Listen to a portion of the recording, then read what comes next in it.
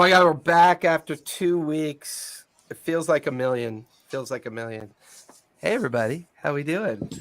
So, Tyr, welcome back after your extensive break of traveling the world, seeing exotic places, living the high-end lifestyle that we know you love to live, or simply just being miserable at an airport. It's all good. In Lincoln, Nebraska. So I had to start things off on the happy note of the last sentence from my notes in the previous session. The statue zaps Gelmir with necrotic lightning, aging him 9 years. That's where we left off. Because Gelmir's now 14 years old, right? Because you're originally a lot of goblin, which is like a billion Gelmir, in goblin. And now I'm 49. 49. Yeah, I'm real old. I don't think goblins know how to count that from their point of birth. I think you. I'm only 6. I'm 39. My mistake. What the hell? That would make you like 500 years old in dog years. Don't goblins only live to be about 20? I'm gonna check right now. Up to 60. Up to 60. Okay. Jason, I when I stole the rubies out of his hand, how many did I get out of my own? Did I get like 2 or 3 out of my own picking? Yeah. Okay. Yeah. So, to get Tyr a little caught up, because even though he wasn't here, Tyr actually did a pretty good job NPC in the battle that we were in Xenos' summoning chamber. The team had made it through the worm warrens and had avoided encountering the worm-like creatures for the most part. Every now and then, tremors would be felt, and the idea or possibly the threat of their appearance. But the deeper they went into the warrens, the closer they were becoming to getting to the chasm of echoes within the Chaos Cavern. However, they made a slight detour. They found a ceremony frozen in place, whether it was due to magical means or the failure of the ceremony. We didn't know for sure. But the team began to examine the ceremonial site and realized they were in Xenos' summoning chamber, one of the apprentices of the Mad Mage, responsible for the creation and summoning of the construct worms that were used to develop and dig in the Undermountain. As they begin to interact, they inadvertently, well, let's be fair, Alexander inadvertently triggered the event, causing the green crystals to activate and allow the ceremony to continue. At which point, they fought against the cultists as well as the priest presiding over the summoning ceremony, destroying the creatures or the remnants of what they were. The team then began to examine the room. Gems were everywhere. Gelmir was in 7th heaven, looking at this huge wall of very tiny gem chips, this huge statue of a weird worm-like creature with lots of little gem chips in it as well. Gelmir couldn't resist himself. And where we last left off, Gelmir had touched the cursed statue, aging exponentially from middle age to elder, not quite elderly yet. But that's where we last finished off. What would you guys like to do? And then, okay, so I had, what was it? 3 items, I think, that I was like attuning to or figuring out, I think. Or maybe it's 2, and then the other one I already knew what it did. Now, that's possible. Which items are you thinking of? It was the set. It was the set. It was, what was it? So I put on the necklace, right? Was it a necklace? And then I saw that I went to the other realm and talked to the guy in the darkness and the void. And then I was handed, what were the 2 items you guys handed me? So like a 2. I had one of them. I reluctantly gave it up. Okay, so there was a circlet that has an emblazoned gem saying Xeno. Okay. Yeah, I think I had the circle. Zeno- Oh, I have it. Circle it and it dagger. Okay, and then I'll put this here in the chat here for my. And then I think I notes. had a necklace that was the one where it was like, Mm-hmm. give me the vision. So then there's the deal that you made with Zeno. You kind of. You made a preemptive Yeah. deal with, or a potential pact with the soul fragment of Zeno. Like one does. Okay. Question. Yeah. Wait, have we rested at any point? Do I got spell slots? You still have some, but I used quite a bit of them playing. Yeah, Chris ran tier for you. Did a pretty good job too. You're kind Yeah, of we our messed him pocket up. healer. Yeah. We didn't get He you. was- healed he or stayed anything. behind a corner, jumped out, healed, inspired, hid. Jumped out, healed, inspired, hid. Jumped out, buff, Okay. buff, hide. Jumped out, heal, inspire. Okay. There was gotcha. no running out with the sword and being like, "I'm gonna kill it all." Because I was looking, I just see I have spell slots. All right, I'm used, so I wasn't sure if. Yeah, keep in mind too. I can't click on your sheet or anything. Anybody else running your character can only look at your sheet. Oh, You can't click off on slots or so. I don't know. got you. So that would have been from way before. Yeah, probably. But we were planning, I think, on long resting anyways. Okay, cool. And I Okay. think we're currently, Because we're in that chamber, if right? you long rest in chamber, it's a pretty good choke point. Makes it harder for things to get at you if they do wander.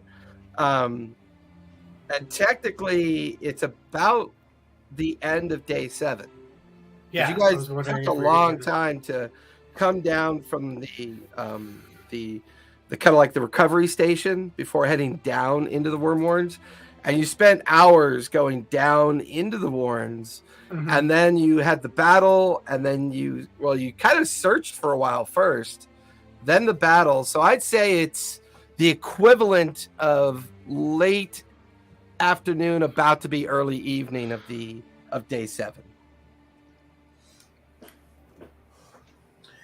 So you guys think all the magic's done out of that statue there? Like it's probably safe now, right? I wouldn't tempt it. I don't know how much you need in gems, but it can't be worth aging another 9 to 10 years. I mean, I how to put this correctly? You look older, more worn, but then Thank you. again, but then again, it's hard to tell with goblins. They, ooh. Well, I don't Sorry. think we need to, make this about being a goblin or not. I feel like, And I You guys live rough, is what I'm trying to say. Can we just make this? Yeah, Rahi looks over.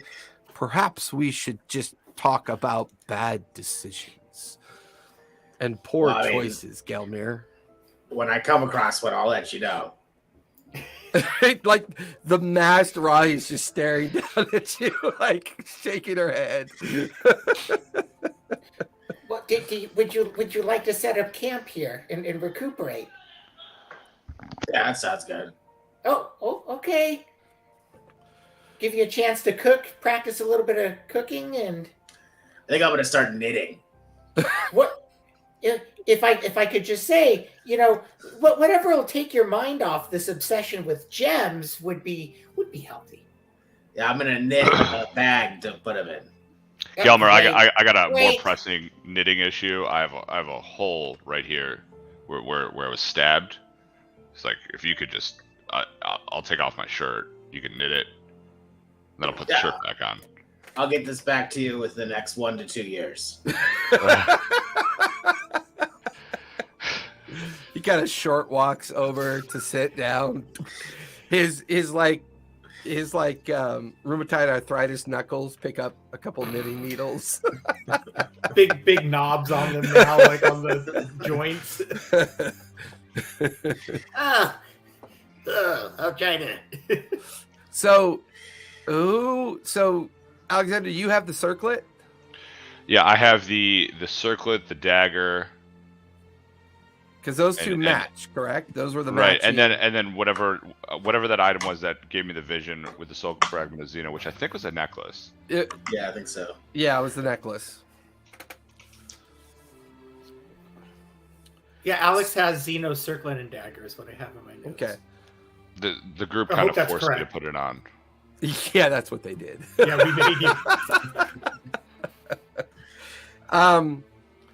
I would say if you've got all that kit on over the next hour while setting up camp, you can see Gelmir is prepping. Rahi is building her alchemy kit. You can see, so like the area is taking on like a little mini campsite. The remains of the battle kind of behind all of you. The big statue and all the crystalline structures dimming with the expulsion of power after the ceremony had faded. And for all as you could tell, as it failed, whatever they were trying to do, you guys managed to stop whatever that outcome was. So, so for you, Alexander, the necklace is a necklace of vision, and it allows you to interpret Xeno's wishes once per day. Okay. Does not require attunement. It's very basic, kind of simple interpretation of Xeno's pact. The dagger is dagger of venomous strike.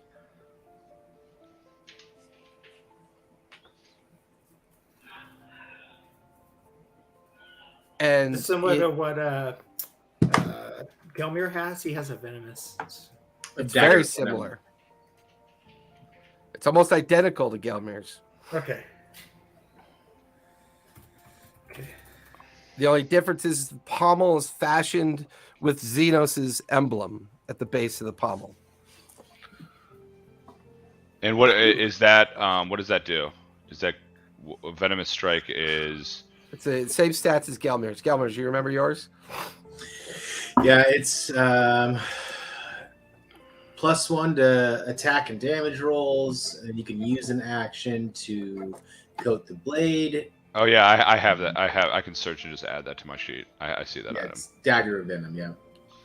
Got it. Okay. And then the circlet is circlet of insight. You gain advantage and a +2 on all insight checks. That would require attunement, however. Circlet of insight. Okay. Yep. And you get the feeling that these were probably gifts given to Xenos. And you're beginning to see kind of a coordinated, as each of the apprentices earned favor with Blackcloak, it seemed that they were given responsibilities, certain kind of caretaking functions. We had Annabelle that seemed to be at the beginning of the entrance of the Undermountain and the keeper of the tombs. We had Krenix and Theo, which seemed to be responsible for the preservation and creation of the entombment process. And now we have Xeno, who seems to be responsible for creating the worm constructs that were used to basically create the massive tunnels and warrens of the Undermountain. Hey, Alex, that's a nice circlet you got there. Yeah. No, it's great. You want the dagger? I don't think it doesn't really suit you. Like, it doesn't look good on you. That's what I'm trying You're to say. so wise and insightful, I know. I can hold on to that for and I you. can tell that now. I'm just saying, like, if you happen to come across a mirror and you realize how bad you look in that, I'll take it. I'll do that. I wish you well, but I don't want to take fashion advice from a grandpa. Well, I think corduroy is Your coming. styles are a little outdated. Did you say corduroy?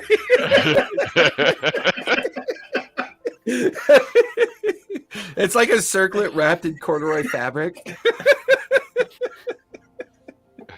Your styles are a little bit outdated. Just, We'll see.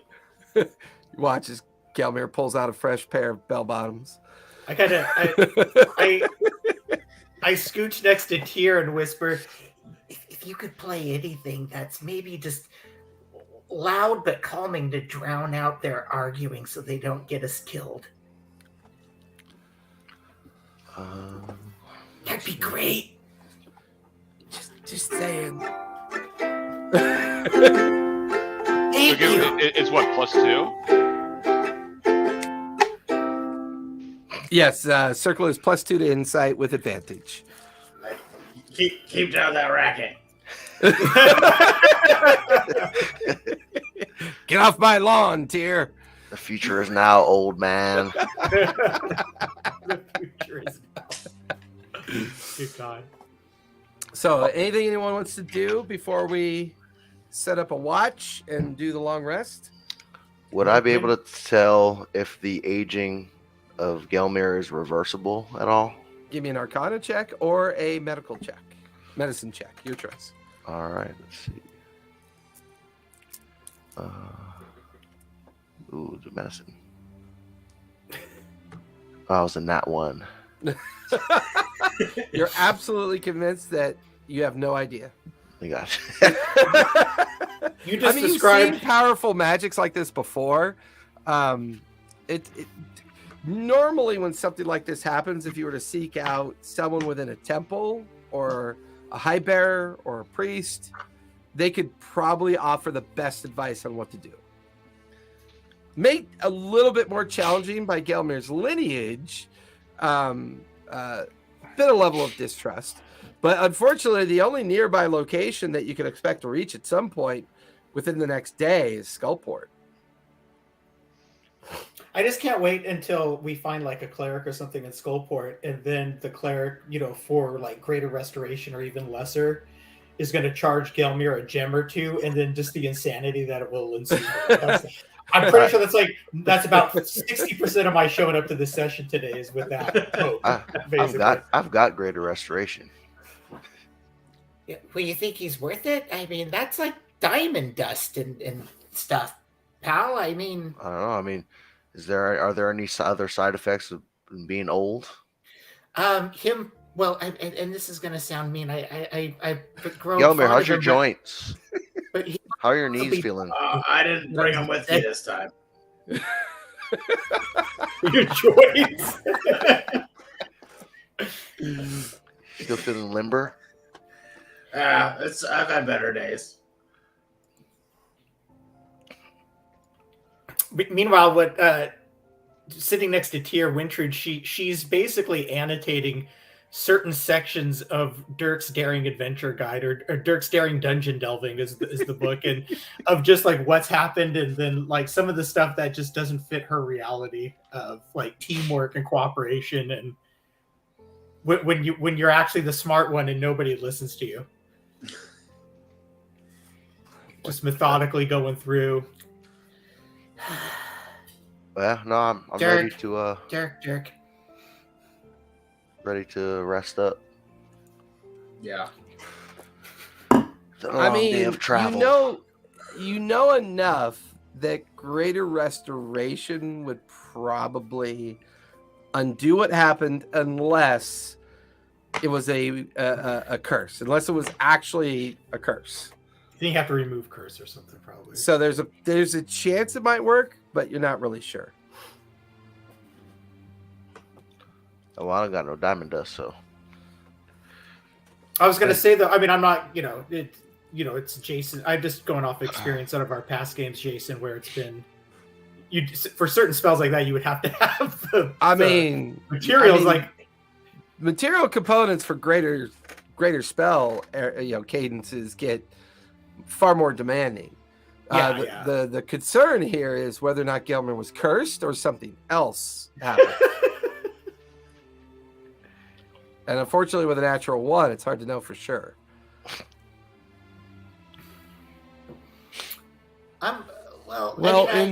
In that case, I will take first watch. Who's taking second and third watch? I'll take second. Okay. I'll do third. All right. So I got Rahi, Alexander, and Tyr. Oddly enough, that spells rat. So I'm gonna roll Giant for rats. Rahi. I'll just I'll check on things as I get up in the middle of the night to go to the bathroom.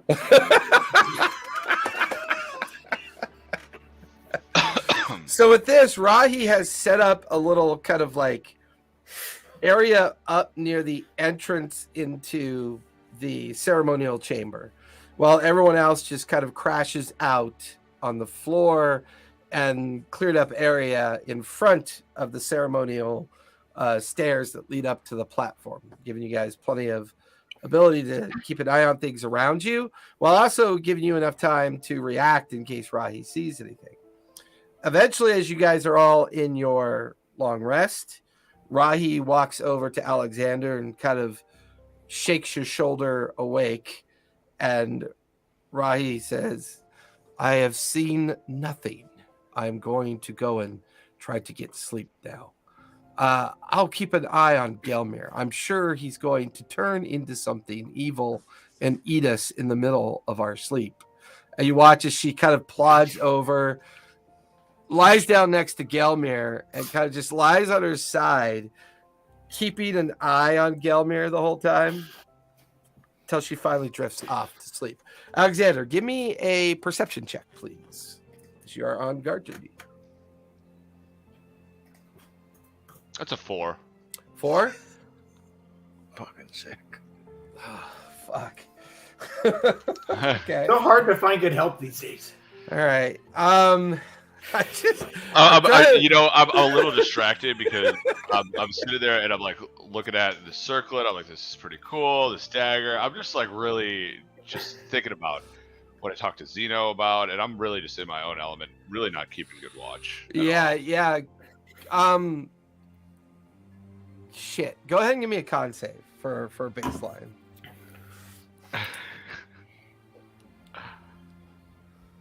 It's a 9. 9? Okay. We're off to a great start. So you don't really see anything. You're kind of looking up the tunnel entrance, looking back at everyone asleep, and kind of looking up and around. Everything seems fine. At the end of your watch, you walk over to Tyr, and you go to wake up Tyr. You feel a little lethargic, but it's probably just because you're sleepy. Tyr, you feel Alexander wake you up from your sleep. What's your passive perception, Tyr?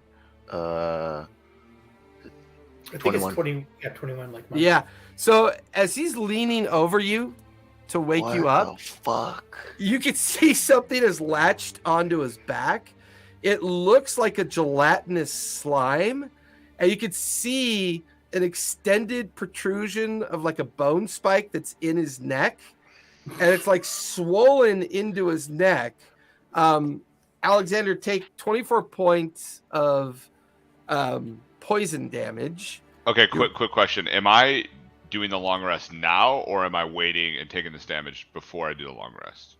You took a partial rest, then you were on watch, and then you take the remainder of your rest, which would be the equivalent of a long rest. So I guess my question is what should my health be at before I take this damage, or will it Should matter? be at what it is before your long rest. Okay, I don't.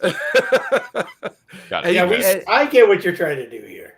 And you can see Tyr's eyes get really big as he sees this gelatinous creature, like, and then like little pseudopod eyes kind of perk up like in tentacle formation and blink and look down gross. at Tyr.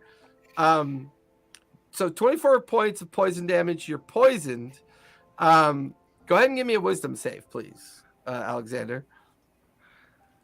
Yeah. I'd like to do that, and with my low rolls right now, 10. So as Alexander stares at you, Tyr, everyone else is asleep. So as Alexander stares down at you, suddenly his mouth just kind of moves on its own accord, and it's this weird version of his voice. Don't mind that. That's fine. I'm going to go lie down and sleep now. And just like very kind of like autonomous, stands straight up and walks forward, and then just slumps to the ground like he's sleeping. The two pseudopod tentacles or iPods turn around and blink at you like this, and then now you can see that this creature is just draining Alexander's blood. You can just see it pulsing through the translucent form of the creature. What do you want to do? Everyone else is asleep. Yeah, can I see what I got? What's I got in my bag of tricks? You should wake the group elder. He looks Let fine. me He just let me continues just my get walk. all of his stuff before he dies. Age equals wisdom here.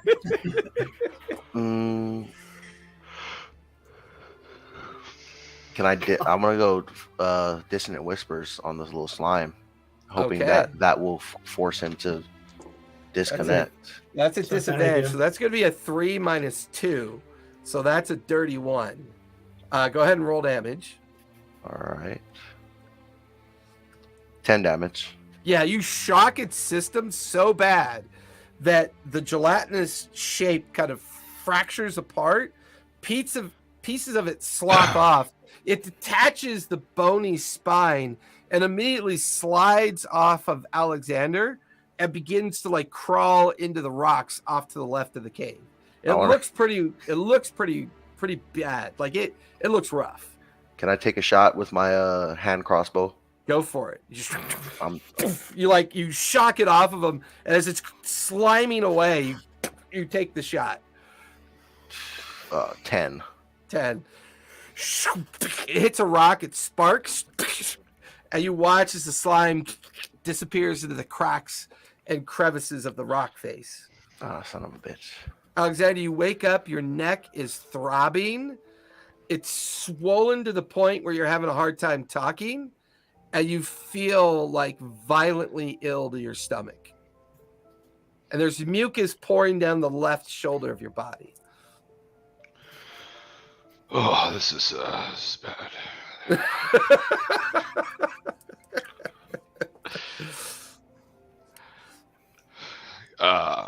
Is everybody is everybody asleep? Like, do I long rest at all? It's just you and Tyr are up right now. Tyr, you were exchanging watches with Tyr, and he noticed this thing on your shoulder. Tyr, Yeah, did you get rid of it? Is it gone? How do I look? You look very handsome right now. See, I was trying to His tell chin's you, starting to man. swell. His lips are starting to swell. Why don't you get some rest? I'm sure you'll feel great in the morning. Okay. Yeah, that sounds And like a good idea. I'll take care of business. He just, On the home just front. kind of rolls over, vomits a little bit, and then just like drifts off to sleep. I'll take care of business. Tyr, give me a perception check as you begin to focus on your final watch. All right. 29. 29. You grab a torch from the small fire that Gelmir had built, and you begin to cram torches into the different cracks and crevices of the cavern. Every now and then you hear like a sizzling noise and something screeching and kind of going deeper into the rock facade. As you spend your watch getting rid of about a dozen of these creatures that you saw gradually kind of crawling in towards the campsite, but you spent your whole watch kind of like just kind of like zapping them with your torch to keep them away. At the end of the 8 hours, nothing else untoward happens as everyone begins to gradually wake up. Everybody but Alexander hears Rahi's voice. Why does he look like a swollen piece of fruit? Alexander, you wake up to Rahi like touching your swollen neck, and you feel a pinching as he ruptures the boil on your neck that now begins to drain this like yellow and green pus. And she scoops out like this weird egg sac and then like looks at you. Do you mind if I keep this, Alexander? No, that's completely fine. It Yeah. slides it into and well, you should start feeling better now. And she walks over to like go pack up her kit. So everyone can trigger off a long rest. Alexander, you can trigger off a short rest. Unfortunately, your long rest was interrupted by being poisoned by the cave slime Okay, if I've used all my slots for or a the short crack rest. slime. Have you used all your slots for a short rest? Yeah. In that case, you give Warlock's me another 50, con save. See if you take a point of exhaustion. 15. 15. I put the DC at a 14. So you stave off exhaustion, but you did not get a long rest in. So you're What feeling do I pretty. have poisoned? Am I still poisoned? No, that would have faded during the last few hours. Okay. Would the Song of Rest count for the long rest if anyone heals? Sure, go for All it. right, 1d8. Because we'll say you were playing that during your watch. Yeah. All right. So everyone gets a +8 to heal if they healed. Is this And then, temporary hit points? No, +8. Song of Rest. So whatever. So I'll you say, healed, Alexander, anything. you get at least 8 hit points back. And then I'll use my Inspiring Leader to give everybody the bonus. Okay. Tell them about how I was fucking up these slimes. Everyone gets 14 temporary hit points. Oh, and I got 14 temp. Yeah. Correct. You use it wisely. So I'm going to go Yeah. to Rahi and trigger Rahi's long rest. Holy crap, Rahi has a lot of hit points. How many hit points does I get? Oh, that was because he had temporary. That's why it was so high. Okay. So how many temporary hit points? 14. 14.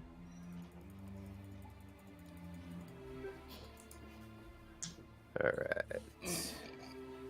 Well, that was a nice, well-deserved rest. Hey, Gelmir, Alex, how you feel? Alex.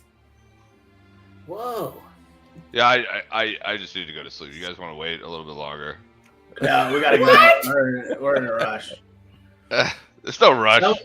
Some of us Gilbert, are you at look a fine. rapid pace. This adventuring will age you, right, Gelmir? At any point, I could get older. I don't know when it's gonna happen or how often it happens, but I know I'm gonna get older.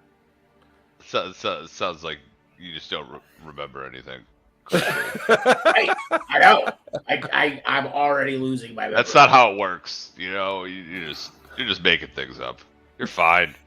I'm pretty sure yesterday I was younger. If you want me to hold your bag, I can hold We your were all bag, 'cause younger I know it's yesterday. kind of heavy. Well, No.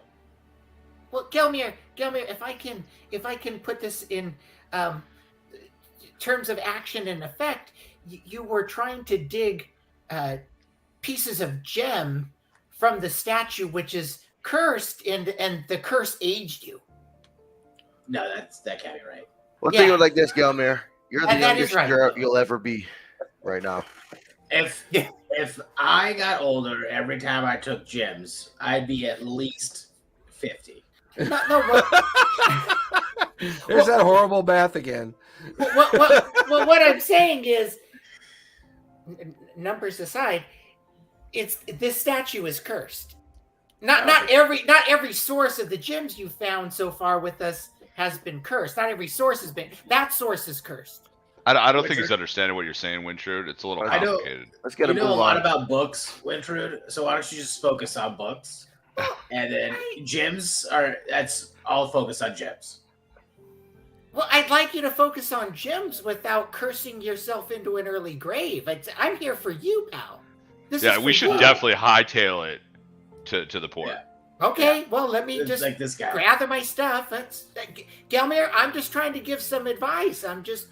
I want you to have all the gems you can get without any horrible consequences. Do you have any? Do I have any gems?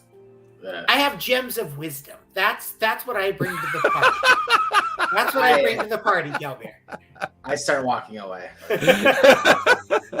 Rahi comes walking over to Alexander, puts a strange kind of salve on his shoulder and neck. You get another 12 hit points back, Alexander. This should bring down the swelling. By the way, perhaps maybe during the next watch, we should have somebody else take your place. You're not very good at it. And she kind of turns away and starts walking towards Gelmir. So, Alex, Rahi has spoken. It was great having you in the group. We'll see you for the next watch. That's not what I said, Gelmir. Do you guys want me to cook you guys some food? No. Whoa. You want Rahi pulls out pocket bacon underneath like the veil that she wears, and I think we need to get to Skullport before things get worse. I was totally planning on cooking food and then putting the sleeping mushrooms that I found earlier in the thing, putting everybody out.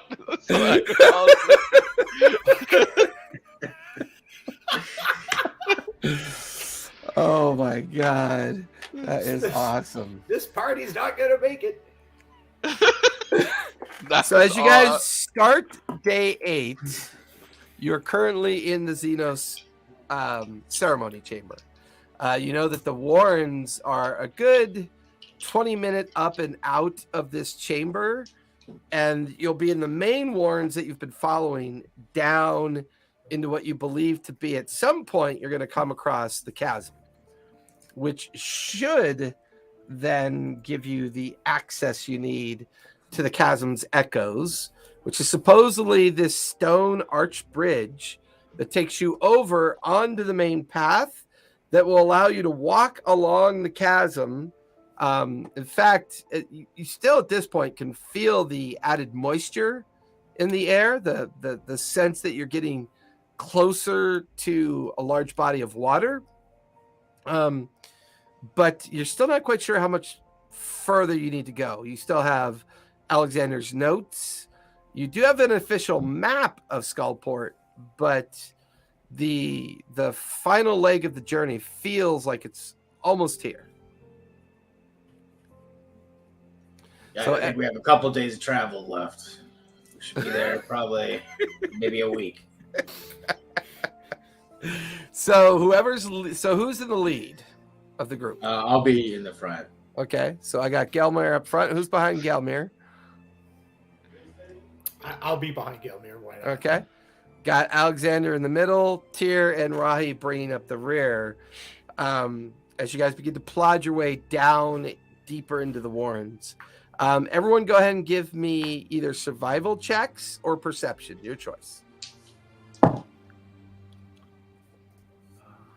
17 perception. 7 survival. Okay. I got a nat 1 perception for 12. Wow. 23. Okay. For some reason, I was waiting for Rahi. Survival. Yeah, I rolled survivals. Yeah, so I should have rolled perception. I don't know what I was doing. So, the deeper you get into the Warrens, you're now beginning to realize it's finally starting to level out. Now you could hear the sounds of water. You could smell the moisture and the salt.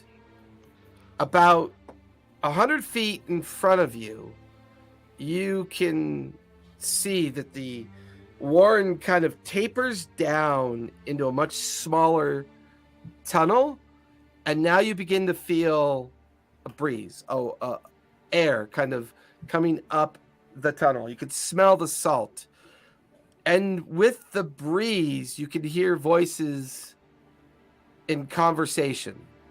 Some you don't recognize, some you recognize. It sounds like you're approaching a guard post.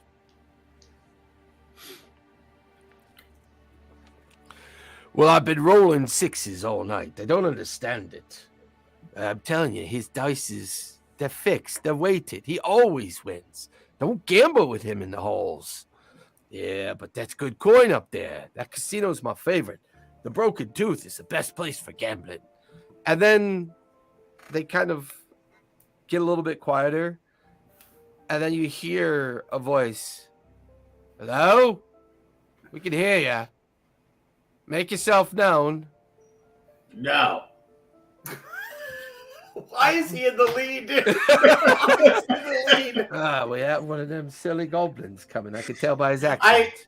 I go ahead and go ahead and politely just push Gelmir aside. Yes. Elder abuse. We're looking for entry to Skullport. Oh, we'll step forward, make yourselves known, pay the tax, and Of we'll course. let you in. Of course. Excuse me. Do we have anything from the elf in regards to paying the tax or anything, like any note or any sort of information about when we get to Skullport? I mean, you have the map and notes that you found up in the Bright Moon Village. We had a ranger that was supposed to just lead us to Skullport, and of course, Yeah, originally all he was supposed to Look do how was that get you turned this out. far, yeah, was to get you to the just to the the skull. stone bridge over Yeah. the chasm, and then you would just take the last leg of the journey into Skullport itself. Yeah, I did it. I'm a ranger, and we're here. No, Is there any sort of like check that I could roll, like if like understanding maybe their motives and like what type of? You just give me a general insight check. I mean, you can see Gelmir and Wintrude up front. Okay. You, Tyr, and Rahi are slightly behind. There's at least 4 or 5 shadowy forms up ahead until one of them holds up a torch, and you just see this kind of like very tall, kind of bugbearish looking individual with wearing just kind of leather and chain mismatched armor. Oh, seems to be 5 of you. Well, come into the light, pay the tax, we'll guide you to the bridge. Is everything okay? You look worse for wear. Yeah, basically, I want to, I guess, do an insight check to see if there's any negotiation wiggle room, like if I could determine based on what I know. Yeah, give me an insight check. and with the circle, you're 13. possibly attuned to. Right? 13. With advantage? Yeah, advantage with Plus plus 2, right? Oh, I have advantage. Yeah, you circlet. You have the circlet, right? Yeah. And plus Still 2, right? 13. That's my magic gesture that I learned from all those hours Magic, Alexander. of You've got a Hogwarts magic Legacy. item now. You've got to use your equipment to the fullest of its abilities. Yeah, I got a 13. So Oh boy, this is gonna go well. I mean, the most you can figure, the tax just means a bribe. You pay your bribe. If you pay enough, they let you through. And All right, You know, I'm already I'll go up pulling. to the guard. I'm already pulling 50 gold out. Oh, wait, hold on. Oh, All right, wait. all right. So, how much scratch we talking? What do you need? they like look at the 4 of you, and then they look at Rahi, and kind of like they kind of all look at each other and look at Rahi, and then big group. Normally the tax is 100 gold for a group of 5, 20 gold apiece. Here. But, yeah, Here. How Be you- quiet. No. Shush. No. Here's the 100 gold. Thank you, gentlemen. Have a great day. You two especially. Start walking forward. I am handling this. Richard, give me a persuasion check with advantage for starters. Richard just like just steps up. We're not doing this again. No, we're not negotiating. We're getting the fuck into Skullport. It's a 18. 18. He kind of looks at you like kind of like mama nitpicking the others, just kind of like shoving Gelmir forward, interrupting Tyr, giving Alexander this side glance that just screams, don't even think about it. And you drop the small bag of coins into the bugbear's hands and goes, all right. Hey, Denon, you want to take him over to the archway? You watch as this lizard folk kind of just comes over. He's got a big old heavy crossbow on his back. Yes, boss. And he, follow me. And he begins to lead the 5 of you along a cliffside trail. And for the first time, you realize you're on the chasm's edge. And looking down into the darkness, you could barely make out like seawater. It's maybe about 200 feet straight down as he's leading you along the edge of this cliff. But what's really interesting is up in front, you could see the beginnings of the interior of this massive open kind of like interior cavern. But it's almost like you're looking at the city that's been carved into it from top down into the bay. You could see dozens of just very rough looking pirate ships down in the bay, and they're all lit up with lanterns and lights hanging off their masts.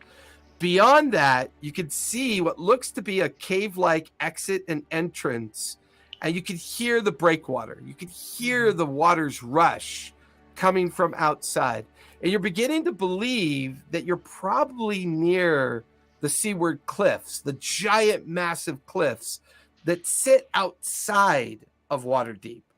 And this is that secret entrance that everybody talks about. There's both the interior getting down into it or the exterior. But the exterior is always more dangerous because of the way the Skullport pirates kind of watch and the smugglers watch its entrance. This place is expensive, and you could already hear the sounds of people off in the distance. You could hear people yelling. You could hear people arguing. Looking down, you could see as tandems are being lowered from ships. It just has this very busy kind of vibe. This huge 4-story cavern structure that is Skullport. But the way that the interior rock's been shaped and designed, it looks like a massive granite skull. You could see the 2 eye sockets where the buildings rise up interior of the eye sockets.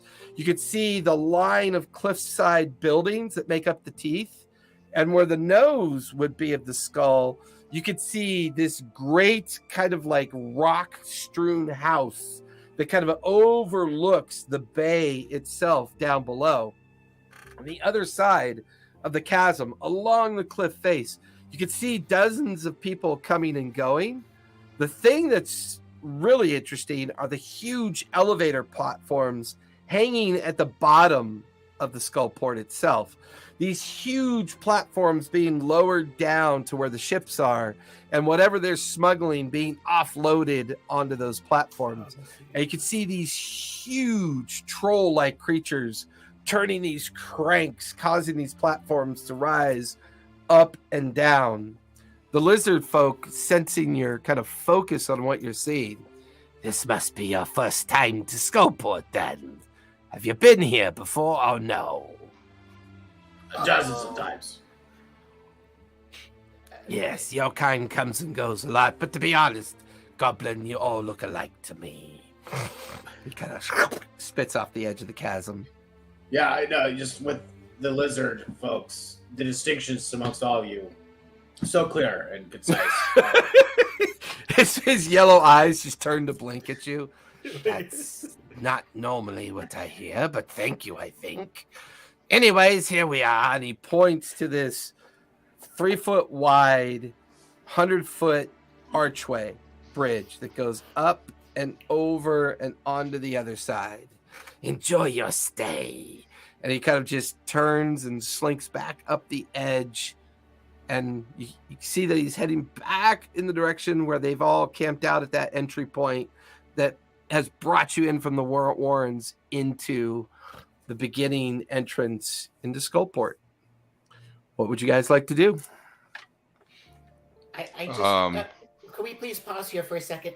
I would like to point out, just for future reference, how smooth that went, because I simply paid the tax without any kind of chicanery or trickery that was sure to fail. Now that you've brought that up, Winfred, we do need to talk about it. I think it's responsible that you think about how your finances affect local economy, because that's a large amount of money you threw around, and it's just, you don't know what that's going to do down here. You could have just completely thrown the ecosystem. I think we should have got it for free. That is noted. Thank you, Gilbert. I will certainly take note of any ripple effects my large outsized contribution to the economy has caused. I will make note of that in my E section of my journals for economy. Thank you, sir. Yep. Actions have consequences. It's all I'm saying. Yes. Oh, yes. Let's proceed. What did I just experience?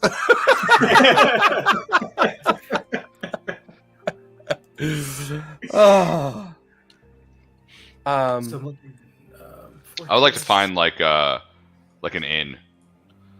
So would that be- maybe even a bar, get a drink, and then go to sleep. So I see.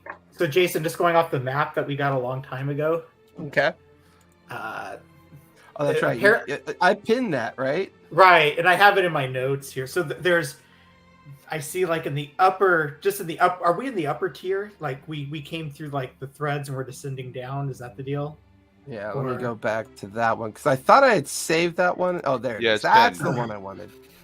Okay. I think when I originally put this in my OneNote, I had forgotten to sync it. And I was like, where did my Skullport tab go? And it had my map, and it had like all my names and everything that I needed. What the hell? So, with this in mind, the location, you guys are coming in through the area called the upper portions of the threads. Yeah, okay. So you're like up above the bay, the main port town, the way it's baked into the side of the cliff face, and you've arced over, you're crossing over the arch bridge, and you're now coming down the cliff striations that are the threads that will bring you down into the back portion of Skullport, and then eventually you make your way over to where the platforms kind of rise up. So the only thing this map doesn't show accurately is it doesn't show the elevation of Skullport. Technically, Skullport sits at about 250 feet up into the cavern, kind of like stacks. So what you're seeing is you're already up high and coming down via the threads. Okay. There's, looking at the map, there's the Worm's Gullet. Yeah, I'm going to Guts and Gartner's. Garters. Number 7. That's where I'm headed to. So you want to go to the lower tier dredge? Yeah, so I can go sleep, maybe find some information out. I don't know. Is that an inn though? No. Yeah. Guts and Garters sounds like it looks like the only inn when I'm looking at it. Guts and Garters sounds like a place to buy like bags or clothing and stuff like that, like stuff that's been woven. Or it says run down and grimy, last known inn to exist, but I don't know. Maybe there's. Oh, okay. Maybe there's other inns. There could be other inns. The Worm's Gullet sounds like just a drinking establishment where we can. I'm not trying to spoil anything for myself. I'm just looking at like the cliff notes of all of these, locations. It doesn't really tell me. It doesn't tell me much. It just I mean, the notes and information that you gathered from that journal. I mean, you're not even entirely sure how long it's been since that person's been down here. Right. Well, do we see anybody? Is there anyone in the distance, that we can interact with? So as you guys cross over the bridge and you're now on the other side, you're beginning to follow the trail down into the threads. There are people coming and going, but they seem mostly just to kind of want to stick to their own business. There's about a dozen goblin folk being led by this very kind of like shady looking drow. Each of the goblins are carrying these huge bundles and burdens on their backs, and he seems to be leading them up the other side of the threads to head back up into the warrens, possibly heading back up to the surface that way. You can see others filtering in and out of both the upper tier, the middle tier, and the lower tier. Mostly they just seem to be dispersing goods that they're bringing up from the platforms. By far the busiest area that kind of draws your eye is this large midsection of the middle tier. Like you can see where the dregs are, you can see where the upper tier of the crown would be located, which is kind of when you saw that kind of ostentatious house overlooking the bay.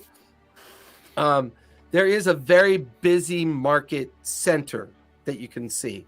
A lot of physical activity, lights, people offloading things in and out, carts going in, carts coming out. But the crowd's getting rougher.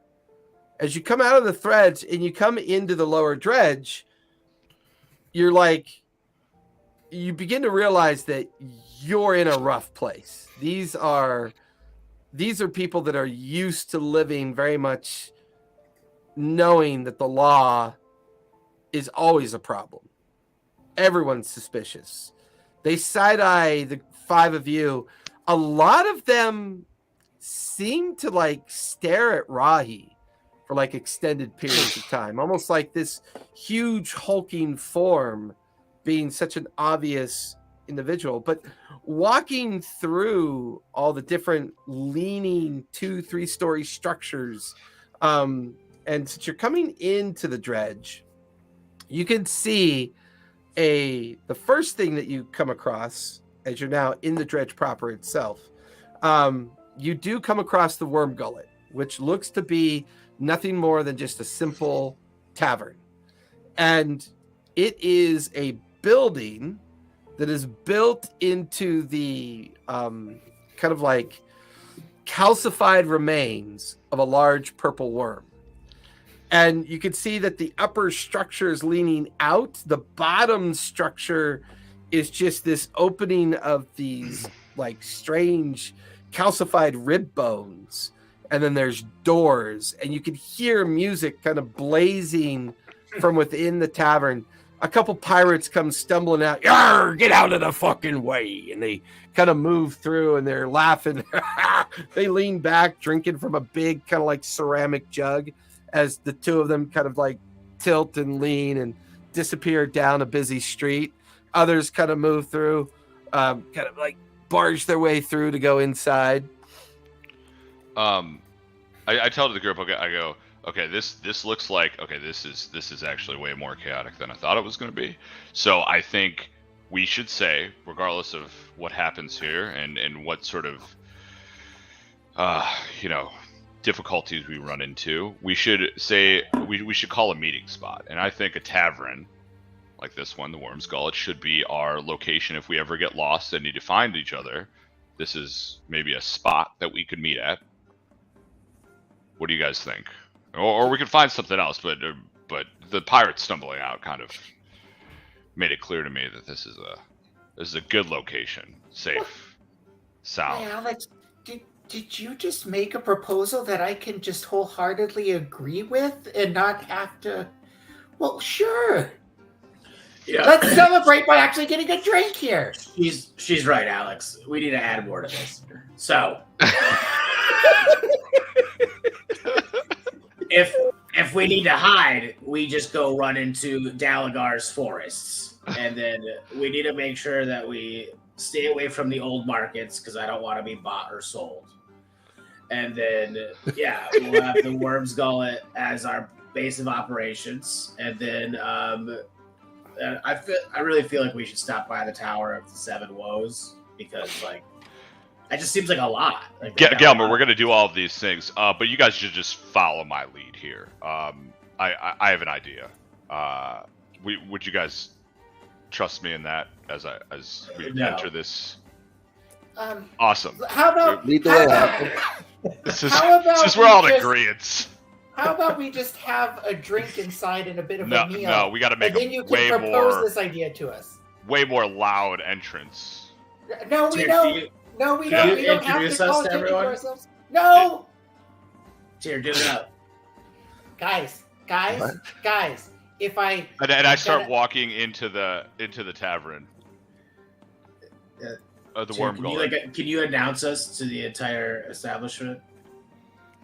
I do not follow. Which road? I am taking out. Well, this dirt. should be interesting. Rahi like starts following Alexander and steps past the rest of you. I I just keep muttering to myself, Dirk advises discretion.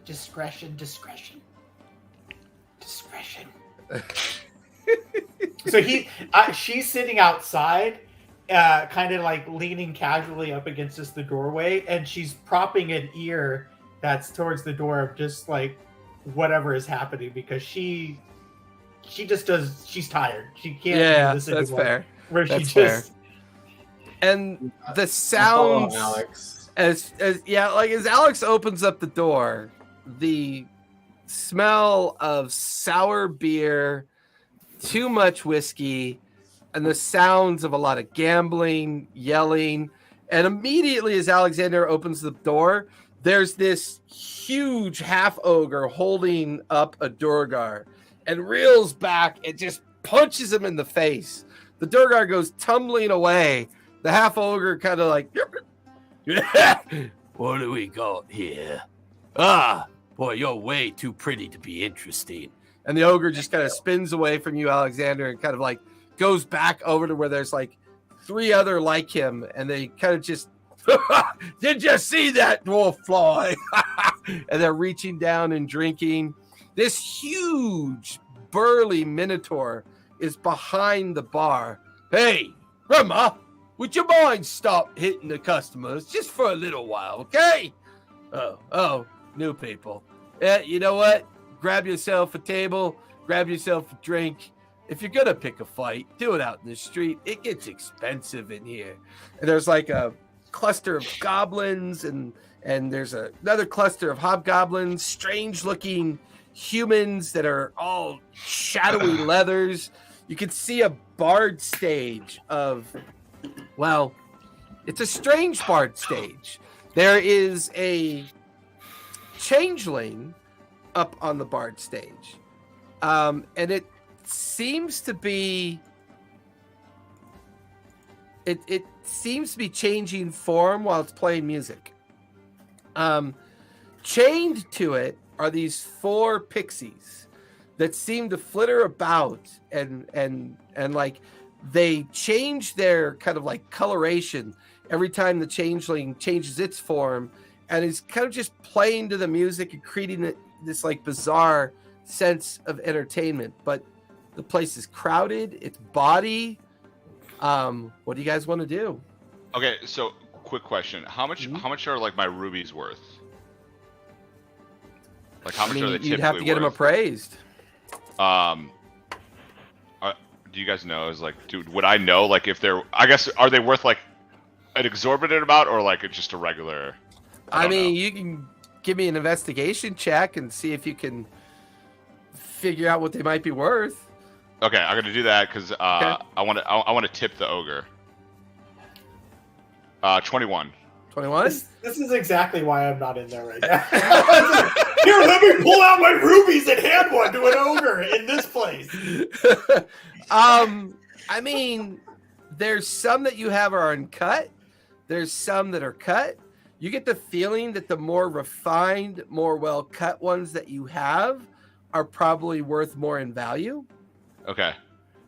Before Alex does anything, I want to slip behind him and just be on his ear to don't do whatever the fuck you're about to do. Of course. Don't Okay, think so about it. is this half ogre? Is he like kind of a bouncer? Well, he's currently over at a table with 3 others just like him. They're all heavily tattooed.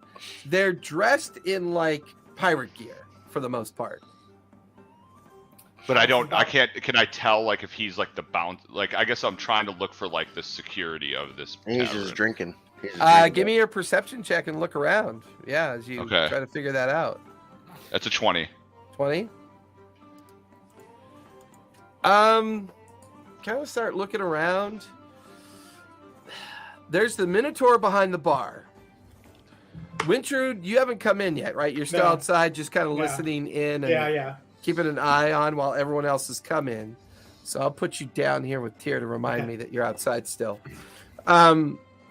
Looking around, there's the Minotaur behind the bar, clusters of all sorts of different folk, either gambling, drinking, telling stories, rough and rude, rough and ready. Over off to the left, leaning up against a wall, you could see two individuals. You can't really make out their faces, but they seem to have giant white skulls imprinted on their leather kind of armor. They seem well armed. They have the appearance of looking disciplined, and you notice that they have like a kind of strange kind of like emblem that they wear from their shoulder down to their waist. And they seem to be in quiet conversation with each other. They look up to see the four of you come in and study you for a moment and then go back to talking. There doesn't seem to be like any kind of formal bouncer or guard, but looking at the Minotaur, I mean, he looks like he can handle himself. He's a big guy. I put like the cheaper ones, the less cut ones, a ruby in one bag and another ruby in another bag, and I kind of hold them in my left. My sword and everything is hidden or concealed to the best of its ability, and I walk over to them, and I say, "Hey, can I bother you?" Walking over to who? The two with the skulls imprinted on their chest, and I say, Okay. "Can I bother you two for a second?" Give me a persuasion check. Why is the bard not doing this? 21. Tyr, you just watch as Alexander drifts off over to these two individuals that look, out of everyone here, look to be the most disciplined and kind of aware of their situation. Alexander approaches them and he begins speaking with them. One of the individuals kind of like looks at Alexander and then pulls back their hood and drops their kind of like leather scarf across their face, and it's a drow elf, and the silver and black skin, the white purple hair leaking out from underneath, and I don't know if bothering me is a good idea. What do you need? With a sense of fake confidence, I say, me and my group are new here. We don't really have established relationships. I wanted to give you guys, and I hand them both like a ruby to each, and I say, I'm not asking for anything in return. I just wanted to make ourselves known as we enter into this tavern, to hopefully, pay note to us as in terms of attention, in case anything sort of arise that would otherwise seem to be a bad situation for us, as we don't know anyone here. And I'm kind of like mumbling as I'm trying to the like, drow figure out reaches exactly out what to say, as this is the improv, drow grabs the two small leather bags from you, hands one to his compatriot, opens up his and puts it into his pouch. All right, you've been noted, and they go back to talking. I'm gonna go. I'm walking up to the Minotaur. Barkeep. Lose 2 rubies. This is good. So Tyr, you start, as you can hear Alexander just doing his best to try to just start this conversation with these two. You start heading towards the Minotaur. Gelmir, I hesitate to ask, but what are you doing? I'm gonna be like transfixed by this changeling bard. Okay. And then as Tyr's walking away, I'm gonna yell over to him. Hey, Tyr, can you do that? Yes. Can I, and then So good. in return, I'll look back, flash a quick look, and you just really quick circlet, change to look like the changeling, and then change back. I'm gonna get you the stage. You go do your thing, I'll do my thing, and give me a few minutes. But and as I'm walking up, I'm just gonna give myself a little bark inspiration. Okay. Hype myself up a little bit, and I'm going up to the The little huge Minotaur is like just kind of cleaning a glass, like this huge like metal tankard as you approach. You look like you're awfully pretty. What can I do for you? Oh, new in town, just looking to get our bearings. We're looking for somewhere to stay, and Yeah. somewhere to shop. Kind of puts his huge arm down on the bar and goes, "Yeah, what's it to you? Most people that come down here should already know what they're looking for. You're not the law, are you?"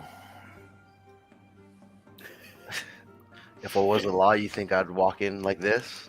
Well, yeah, they call those spies. Damn. Sometimes hiding out in plain sight's a pretty clever trick. You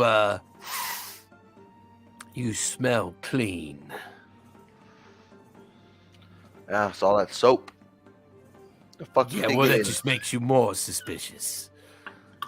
I don't think I smell too clean. We've been traveling for a week.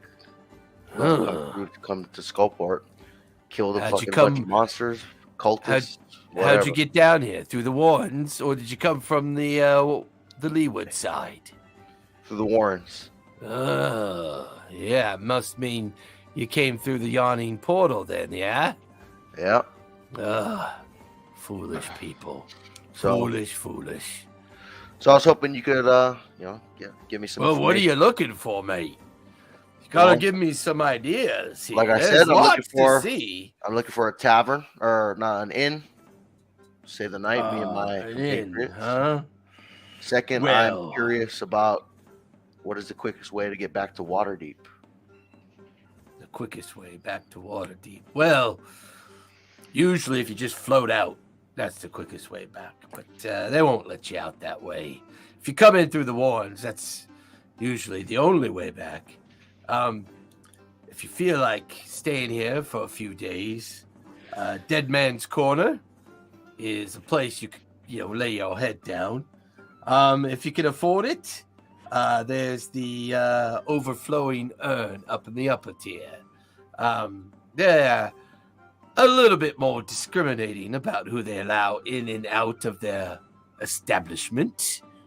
Of course, if you happen to have any coin on you, I'm sure I could be persuaded to give you more information. I'll do a little coin trick. I'll pull out one gold coin, slide it over. What do He you looks got? at it. You're kidding me, right? A gold coin? Yeah, one gold coin. You didn't give me much to work with, you dickhead. Well, yeah, that's fair, but give me- he's give me like some more. 8 feet tall, looking down at you, right? He's leaning on the bar. Look, it's bit. Look, it's expensive down here. I just can't be giving out information for a single gold piece. Gotta do better than that. All right, pull out 3 more gold coins. Ugh. I'm looking for Whoa. some shopping magic items and something of the Oh. sort. Yeah, looking for the stuff they don't let you buy up top, are you? Well, he kind of slides the 4 coins. Give me a persuasion check with advantage. We'll see how much he fills you in on. All right, and then It's funny. I'm possibly, gonna do the same thing, uh, but I don't know what he's 27. 27. Well, if you're looking for the exotics, head on down over to the Venta. At the Venta, you'll find the markets. Plenty of tables, plenty of people you could peruse there and ask them about things you might want to find. You might want to stay away from the Dalgor's fortress. They're sketchy people. They don't like newcomers. They're just as likely to throw you in the dungeons and ask you questions down there. And stay away from the Tower of Seven Woes. Durgar there, they're not very friendly. They rarely come down to drink anyways, but I think what you're looking for is the markets. And if you're looking to lay your head down at all, Dead Man's Corner, if you're looking for information, there's the Poison Quill. There's an alchemist there that keeps quite a bit of information on Skullport, as well as other secret locations that folk of your kind that have come down looking for. And then he leans in really close. You looking for information about the Black Mage, are ya? Yeah. It's the only reason I'm down here. Dealing with you ingrates. I would head on over to the Poison Quill. Talk to a little gnome over there called Alaric. All right. He'll set you on the right path. Appreciate your assistance. Oh, yeah. I'm all about assisting. All right, I'll You back gonna off. order anything? It is a fucking tavern. You want a beer, a whiskey, cow piss? I mean, I don't drink.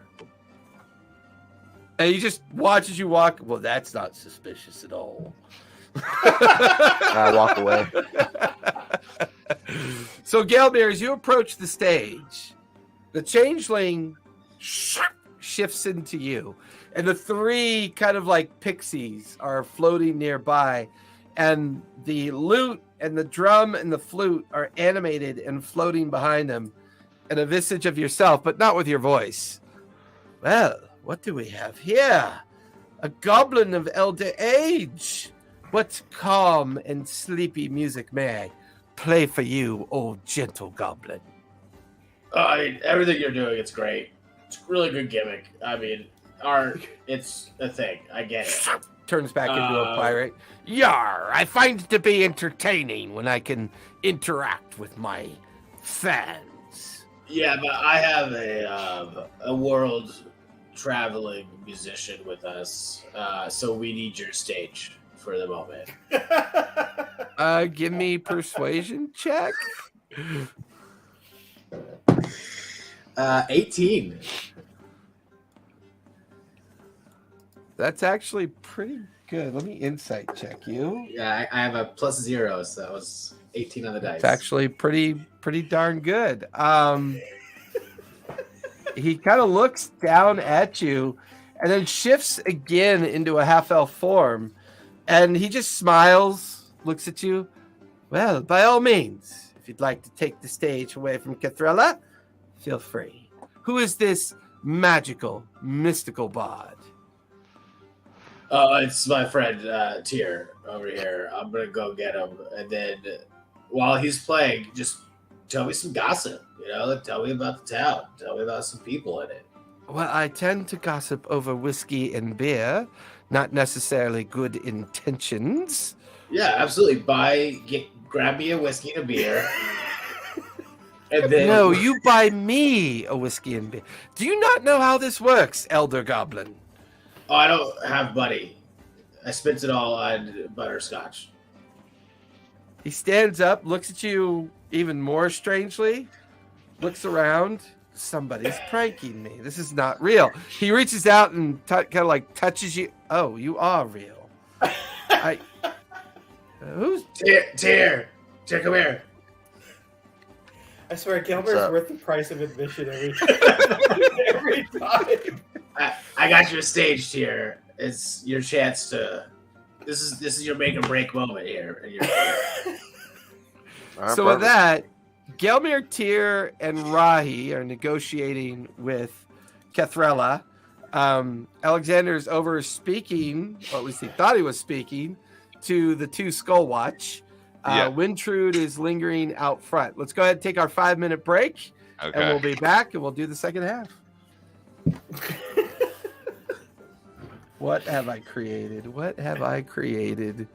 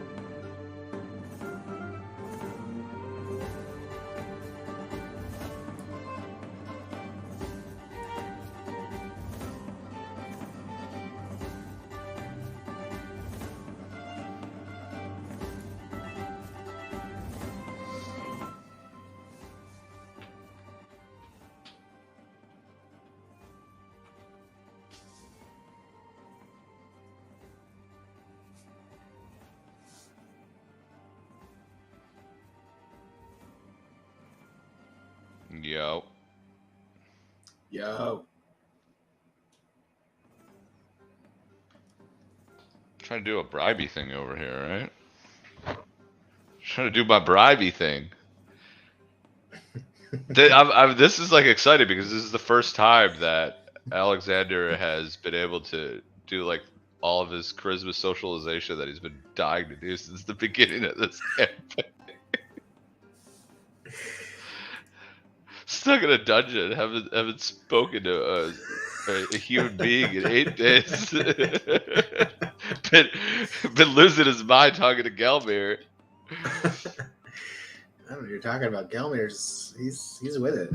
Has He's all on this it. money that he's never gonna spend, and he's just like, who cares?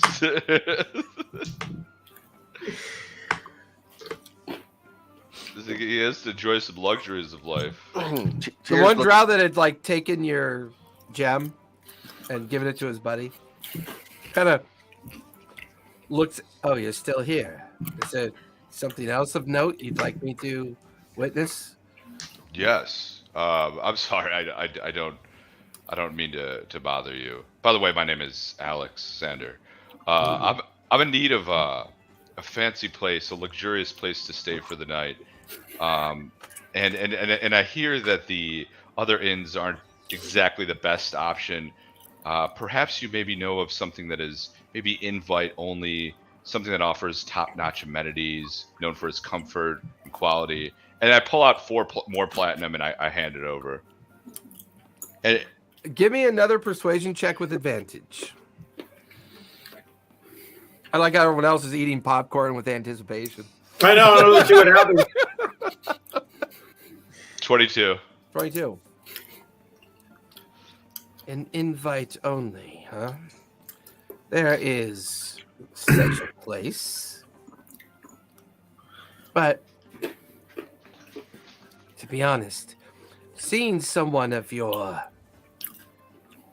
personage throwing around so much coin, seeking out only the elite understanding of the community, makes you a little suspicious. Although you do strike me as someone that might be interested in what it takes to gain access to this secret place.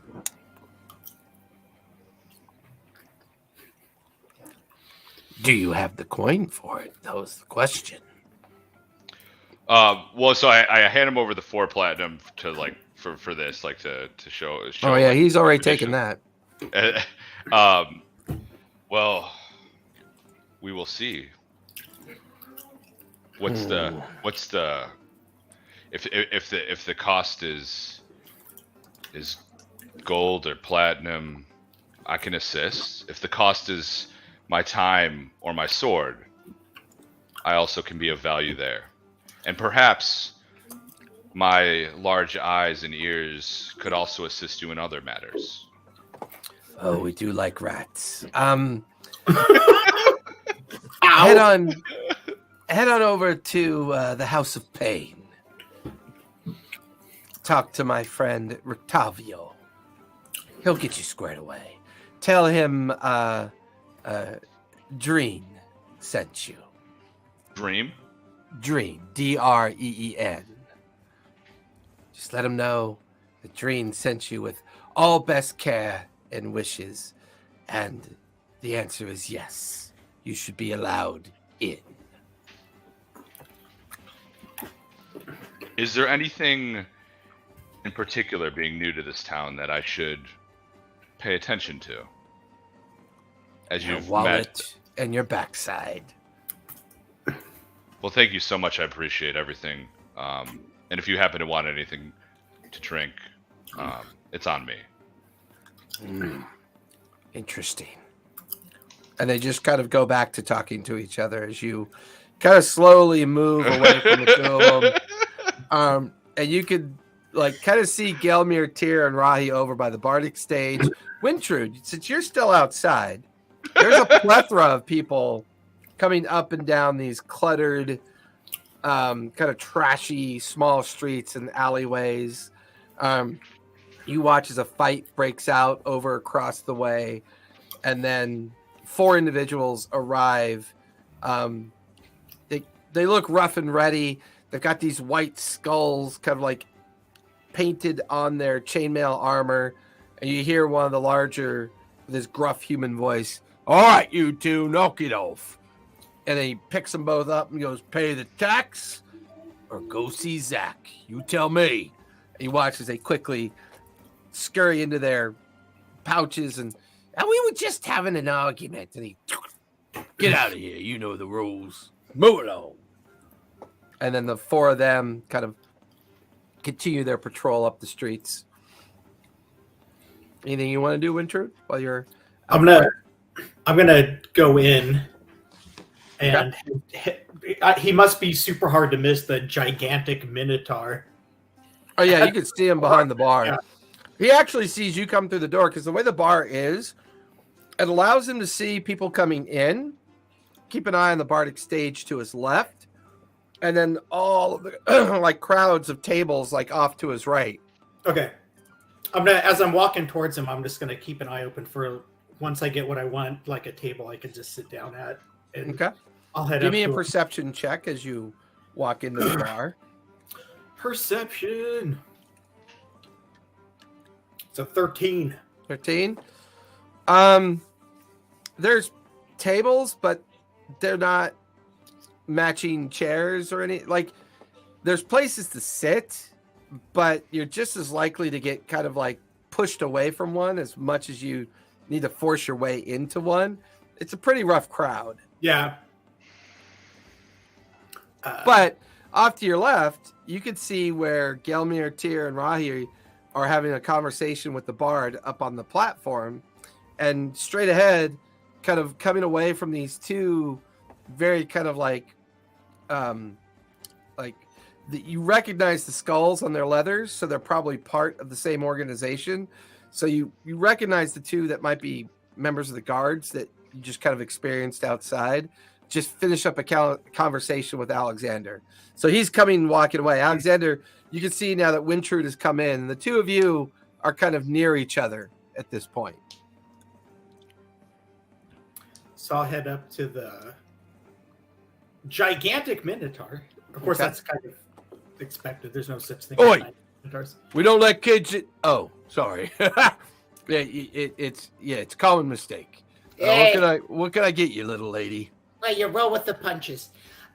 Just some ale, bit of bread, meat and cheese. All right. Kind of takes him a few moments and hands you a wooden plate with a little bit of snacks on it and little smallest cup I have. Sorry. Hey, no problems at all. Just tell me how much and everything's square. Be 12 silver, please. There you go. Thanks. Takes the silver. You go to reach up. The cup takes like 2 hands, so you have to balance the plate on top. Yeah, of it's it. kind of- And you're like walking with the snacks and the ale. And what are you doing? Just gonna find like a corner or like the least desirable looking place to sit down. Is I'm where I'll be saying sitting down. eventually it takes you a few moments, but you find a little 2-person worn out table with weird ad hoc chairs. It's closer to where the others are by the bardic stage, and you kind of make your way over there. Alexander, what are you doing? You just watched Wintrude grab a bite, a drink, and is now heading over in the general direction that Gelmir and Tyr and Rahi are located. I'm gonna walk to the bar. I'm gonna keep a close eye on obviously like all my stuff to make sure like I'm now very like paranoid about like somebody trying to steal it, and I'm gonna walk over to the bar and I'm gonna see who out of my group doesn't have a drink, and I'm gonna ask the barkeep if I could have I don't know 3 or 4 of the most expensive nice ale that they have. Yeah, sure. Yeah, we got really good ale. 4 of you, is it? That'll be. He reaches down and he starts filling up the ale, moves the 4 tankards. That'll be 6 gold, please. And I hand over 6 gold. Thank you. Puts it down into his pouch on his big waist. You knuckle up the 4 tankards and start heading over to the bardic stage. Gelmir and Tyr, you're currently in a conversation with this changeling that has now taken on the form of a half-elf. He has already announced himself as Kathrilla. He sees Tyr's instrument. Oh, so this is your famous bard that requires my stage. Yeah, he's world famous. Which world would that be? This world or another world? He's been to more than one city, guaranteed. Oh. Worlds are defined by cities. Very well. Bard, what is your name? You're muted. You're muted here. Shit, my bad. Tyr. Ah, the lute is what you play then. I play Then by all means, the stage is yours. And you watch as the 3 chained pixies that are attached to his form and the animated instruments, they all kind of drift off to the side. And right about that point, Alexander shows up with a mug for himself and 3 for the rest of you. Rahi takes it, sniffs it, and just pretends to hold it with interest. But Gelmir, Tyr, and Alexander, you kind of grouped there. You have a mug. Tyr, what are you going to do? Well, I'm stepping on stage and I'm gonna.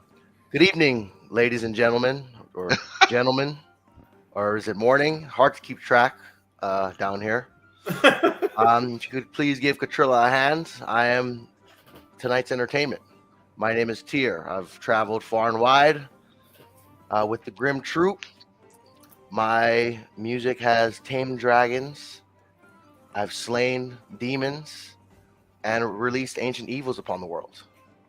So, any and all tips will be appreciated, and business inquiries to the elder goblin gentleman over there. That's and me. I'll start to play. Okay. What are you playing?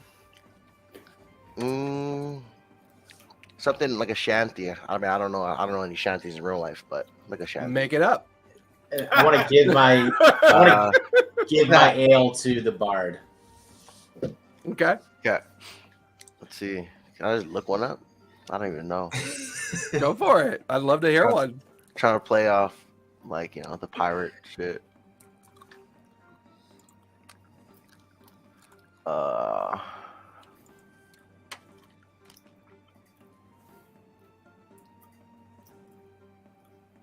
don't sing that one.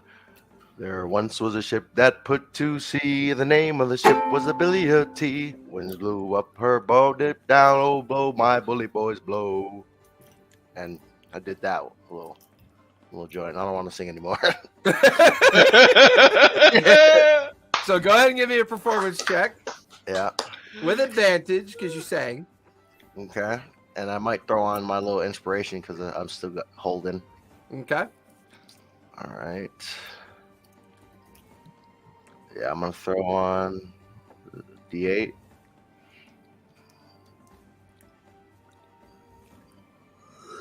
$23. 23. The crowd cheers. Drunken yells, clinking tankards as over the next 5 minutes you begin to perform this shanty, this echoes call going out. Even as the half-elf changeling is like sipping at the offered tankard from Gelmir, he's kind of smiling and going along. Before long, as Tyr peaks and ebbs in their performance, the changeling then gets up, reanimates the instruments behind Tyr, and then the pixies are flashing their different lights, and then the changeling begins to kind of like echo in as well as he begins to kind of mimic the shanty and the chorus and the ebb and flow. And before long, coins are being thrown up on stage. Fuck yeah. Silver coins, gold coins being tossed up onto stage as for the next 20 minutes, Tyr and Zethelwyn are performing, leaving Wintrude, Gelmir, and Alexander to do, well, what would you 3 of you like to do while Tyr is performing? Gonna sound a little silly, but I'm scanning for any halflings in the tavern. I don't think I'm gonna check. I don't think I'm gonna find one that looks like me, but That's fair. kind of trying to do that too.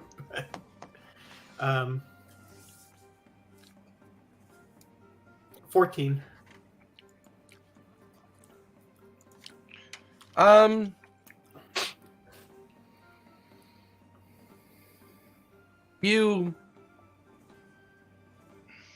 you scan around,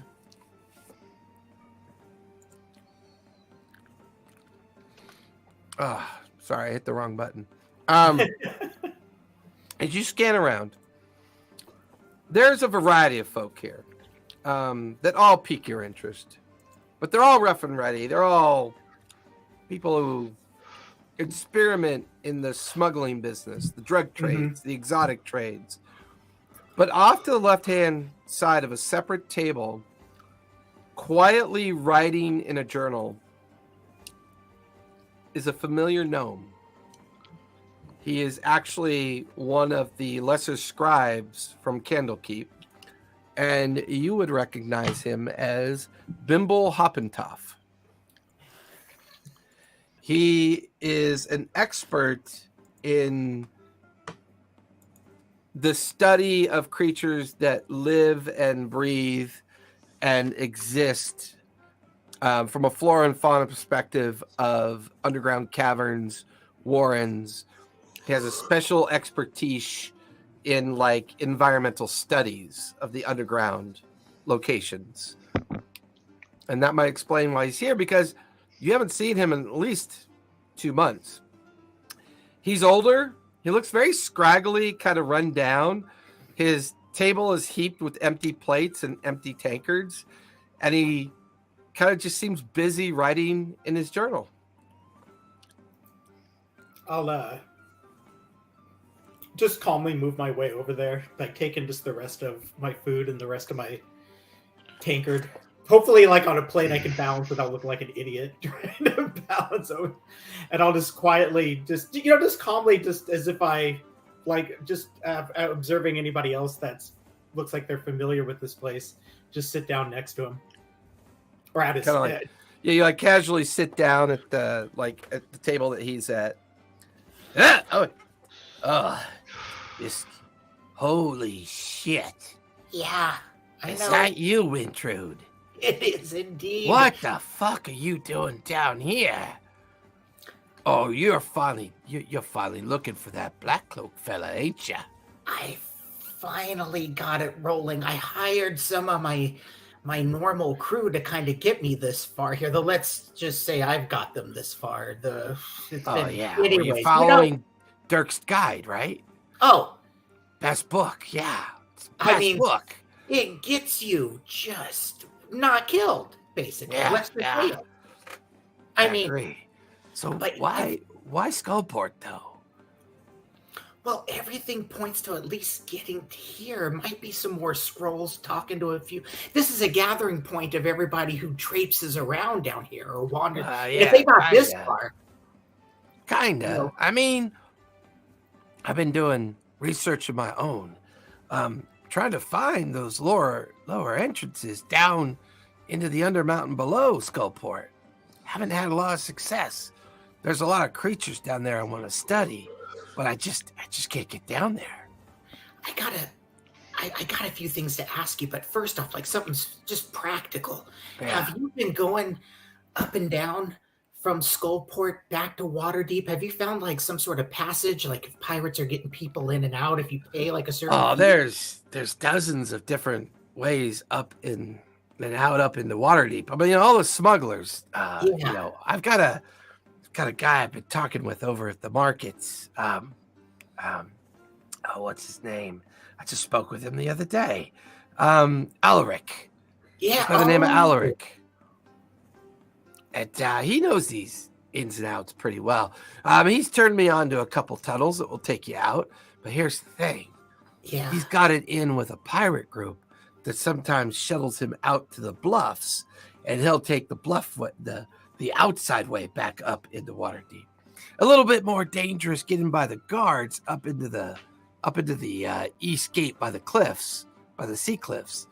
The tax is a little bit more if you go in that way, but you could get up to Waterdeep that way if you needed to.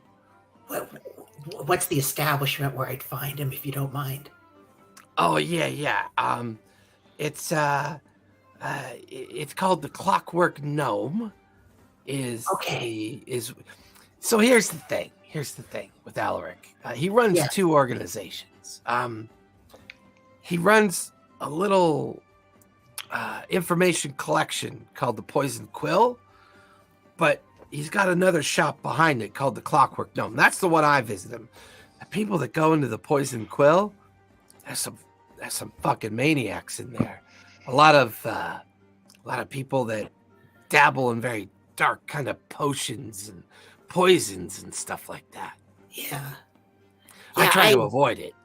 Yeah, well, like when you hire, I've told you some stories about like, Alex and.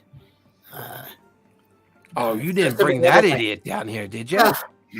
But sometimes in a pinch, but at least, what I found out like this time around, he's really good at just running into traps and just so I don't have to spend the time disarming anything or searching for it. He's really made pretty efficient that way. But, the other scribes call him Pincushion. Yeah, well,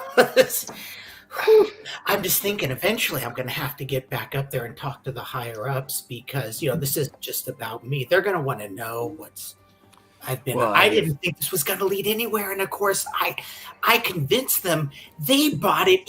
I was trying to convince myself more than them. Have you found anything?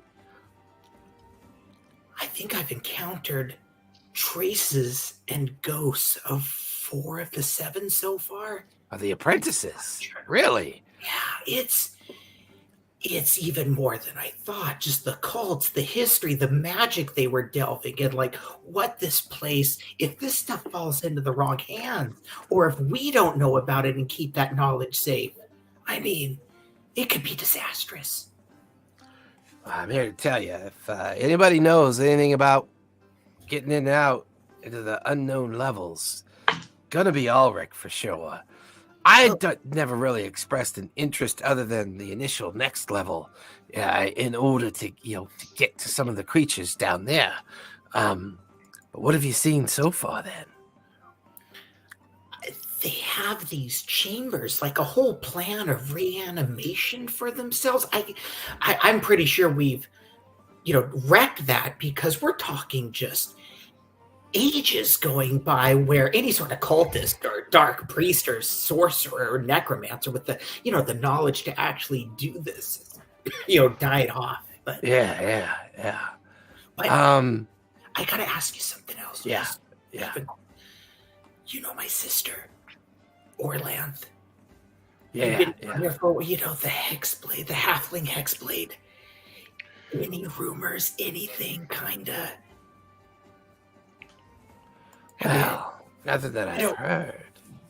I know I gotta just ask you because I'm not going up to like that Goliath over there anywhere around here. The next thing I know, Yeah, I don't know. Haven't heard. Okay, just like a trace room or anything. Just what it. Sorry, I interrupted you. If you were what? No, it's okay. I had to ask. At least for mom and dad, something. Well, so I'm trying to get down to the next level. They call it the Slytherin Swamp. Supposedly, it's this old, decaying level of abandoned, kind of like, how there's all this water here, and like this internal bay, right? Right.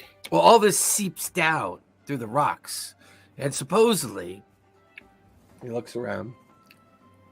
I've always wanted to study one. But supposedly there's a black dragon down below in the Slytherin Swamp. And if you could get down there, supposedly there's other warrens and cave entrances that take you deeper into the Undermountain. Take you much deeper. There's a black dragon? Yeah. He's got his hoard and stuff down there. Well, I don't know. Maybe. I gotta tell you something. We went through This place, this town, this drow settlement, White. Bright Moon. Yeah. Well, we found traces of an artificer. Like, we actually found our way into her lab, and there's a blue dragon guarding her hoard called White Eyes. And Back up at Bright Moon. yeah. No, see that? See that? Shit. See that goblin who's fallen in with the group on stage near the stage? Yeah, the senior citizen one, the old one. Yeah, that's a whole other story. Let me tell you about, like, goblins and gems and stuff. They can't keep their hands up. Tries to crack off these flecks of gems off the statue, gets himself cursed, and next thing you know, he's like older a decade, and he's just pleased as a peach about it, though. But anyways, this idiot somehow scammed this dragon into giving one of his scales to him. Scam. Wait. You actually talked to the dragon? Not me. Well, I put it to sleep with my story. You know how I'm always Put it to sleep. Well, what have you been doing?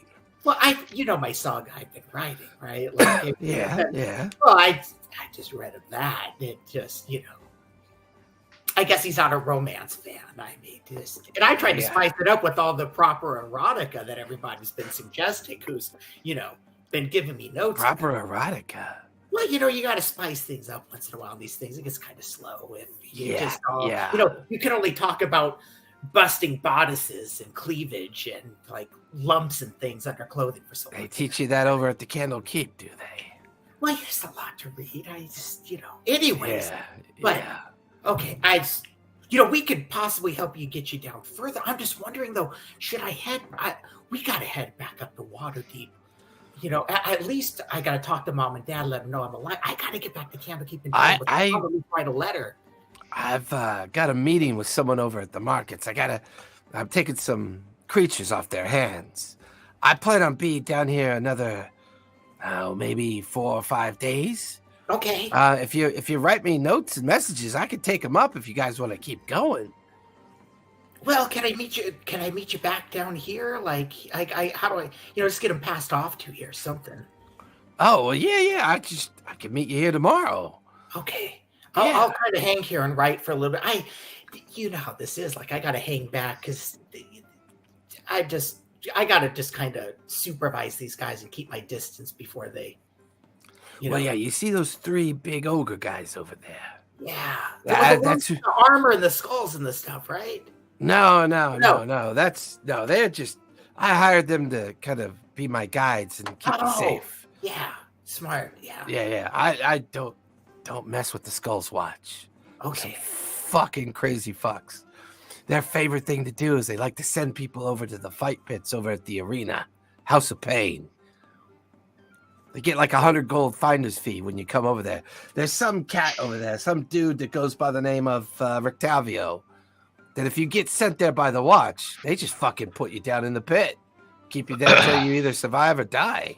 Yeah, they scam newcomers and people who make too much of a show of themselves. Well, they're just assholes, actually. Yeah. Those ones over there, they just make their own side hustles, what they do. Yeah, well, okay. I mean, I don't want to hold you up or anything. I just thought it's crazy to be able to run into you down here. I am going to have to catch up on your work when we're both. Yeah. I plan on being down here maybe a couple more months and gather up all my material and samples that I've been collecting up in the warehouse, and I'm going to make my way back to Candlekeep, do my studies. Yeah. If you anything about Orlanth, if you hear anything about my sister, if kind of direct, like, don't write anything, don't put you know her reputation. Like, I just I certainly wouldn't notice. I wouldn't throw her name around anywhere here. Yeah, I don't think anyone throws her name around down here. Yes, but okay. I just can I get you something to like kind of catch up? Oh, no, I'm good. Okay. I'm good. All right. Well, it's good to see you again, Wintrud. Well, likewise, such a pleasure. Okay. Yeah, you can usually find me here studying, working. I'll probably be gone a couple days, getting over at the markets, but I'll be here. I'll be around. All right. You take care. All right. See you, Wintrud. Thanks. So, Tyr, you wrap up your performance. once again, the cheer goes out. So, Tyr, you have earned 82 silver and 26 gold. Woo! Sweet. That was good. That was really. I walk over to Gelmir and Tyr. I congratulate him on the performance. Like, that was amazing, guys. That was really something phenomenal. During the performance, I wanted to try and like sneak off because I'm assuming everyone's a little bit distracted. Okay.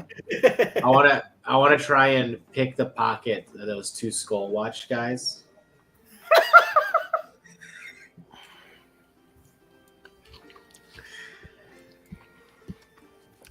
Can we make it that my music inspired Gelmir? Yeah, I like that. I don't give him. I know. So do we know to cure Gelmir of this ailment? Like, we have to go to like a cleric or something, or I can't remember what the. I mean, Tyr was trying to figure it out, but he gets Right. a feeling that's the best option to at least find out what to do. Gelmir, give me stealth for starters. Stealth. All right. See how you blend in with the crowd. Do I have advantage for the the hullabaloo going on? Yeah, I would say you have advantage because of everything going on. That's a filthy 20. Okay.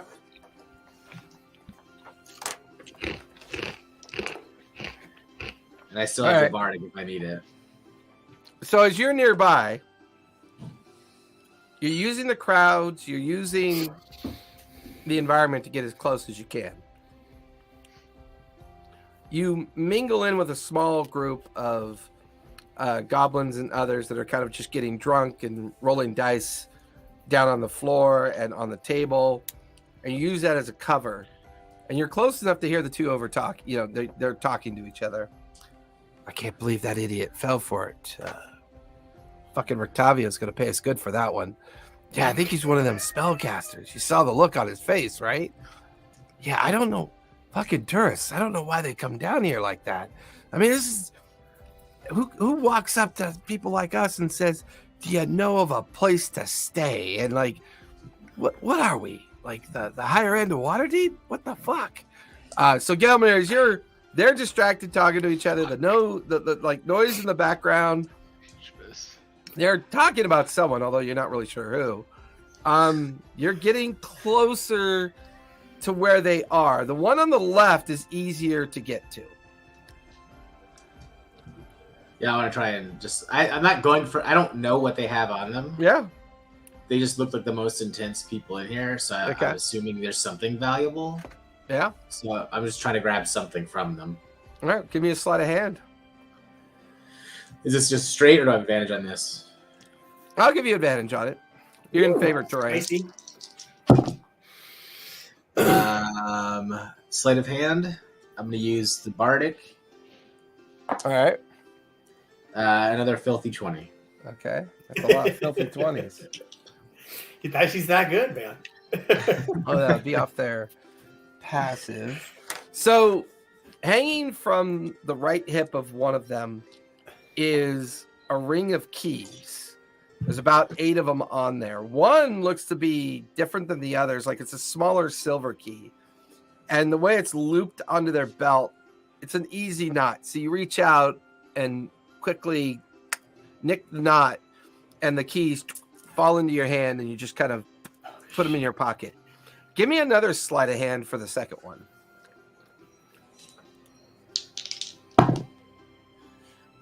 21. For that one, you use a crowd of drifters that go by, like a group of pirates that drift by. You use the crowd to get closer to the one on the right.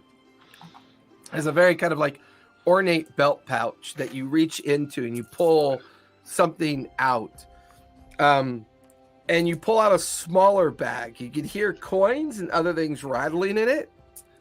And you quickly drop it into your own pouch as you kind of drift along with the pirate crowd that went by. So I got a ring of keys and a pouch. Yeah. Cool.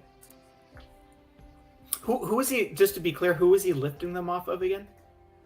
The 2 drow that Alexander were talking to earlier. Oh, okay. Thank you. Yeah. Just for my notes. Give me a final stealth check as you move back into the crowd. Ooh. 21. Yep. Okay. Good job, dude. Without even realizing you were Plus gone. 8. Only Tyr would have noticed you sneak away and then sneak back. For Right at future, the end of your performance, Tyr, you watch as Gelmir kind of just glides out of the crowd over to where the rest of you are standing. Wintrude, are you joining them over by the stage? Yeah. Okay. I'll start heading up there. So the five of you are back together again near the stage, just as Tyr and the Changeling wrap up their performance. Tyr, that was an amazing performance. I mean, wow. Yeah, to be- I'm glad I didn't miss a single second. So good. thank you. We gotta find a cleric for Galbear. I also could use a little bit of additional healing. I found a beautiful, cool inn for us tonight. But I think we should find a cleric first to help Gelmir out. But we should definitely stop by there. Like clerics are like religious people, so they do good things for free, right? Gelmir, don't worry about it. I'll cover it. I'm feeling very generous these days. Oh, good, because all my money's gone. I love how he's always just saying his father doesn't have it. Gilbert, just Love it. we should do that. I spoke to the Minotaur earlier, and he told me Dead Man's Corner and the Overflowing Urn are two inns. Overflowing Urn is a little bit more high quality, a little bit more coin. He also said to look for an Alaric, a gnome, at the Poison Quill. He may be able to assist us with our quest. And something also about an alchemist I didn't quite catch. There'd be a person of interest for us. Also, don't go to Dalgor's Fortress. Don't go to the Seven Woes. Well, those are the two places I wanted to go, so that's unfortunate. Also, can I just say, like, I feel like if we opened an inn here with a halfway decent name, we'd make a killing. Like, if we just called it, like, I agree. comfortable I agree. bed and breakfast, like that place would do fucking great. You know, especially after we go to this beautiful inn, the House of Pain, I think that I kind of don't see a reason to continue to dive deeper. You know, I feel like we could scam a lot of people here. We could make a lot of money. You know, who knows? How much money have you made today? I've spent money. Okay, so I've spent some money, but I got the name of a really cool inn, the House of Pain. I mean, it's really helpful. Plus, those guys, you know, they'll keep watch of us and make sure that we're good. Those two skull guys over there. So I think overall, it's been a really beneficial situation. For Are we sitting down, or are we all just standing? Or are we sitting down together, or standing up, or what? How are we? Standing. I think we're standing at this Standing point. near the stage, yeah.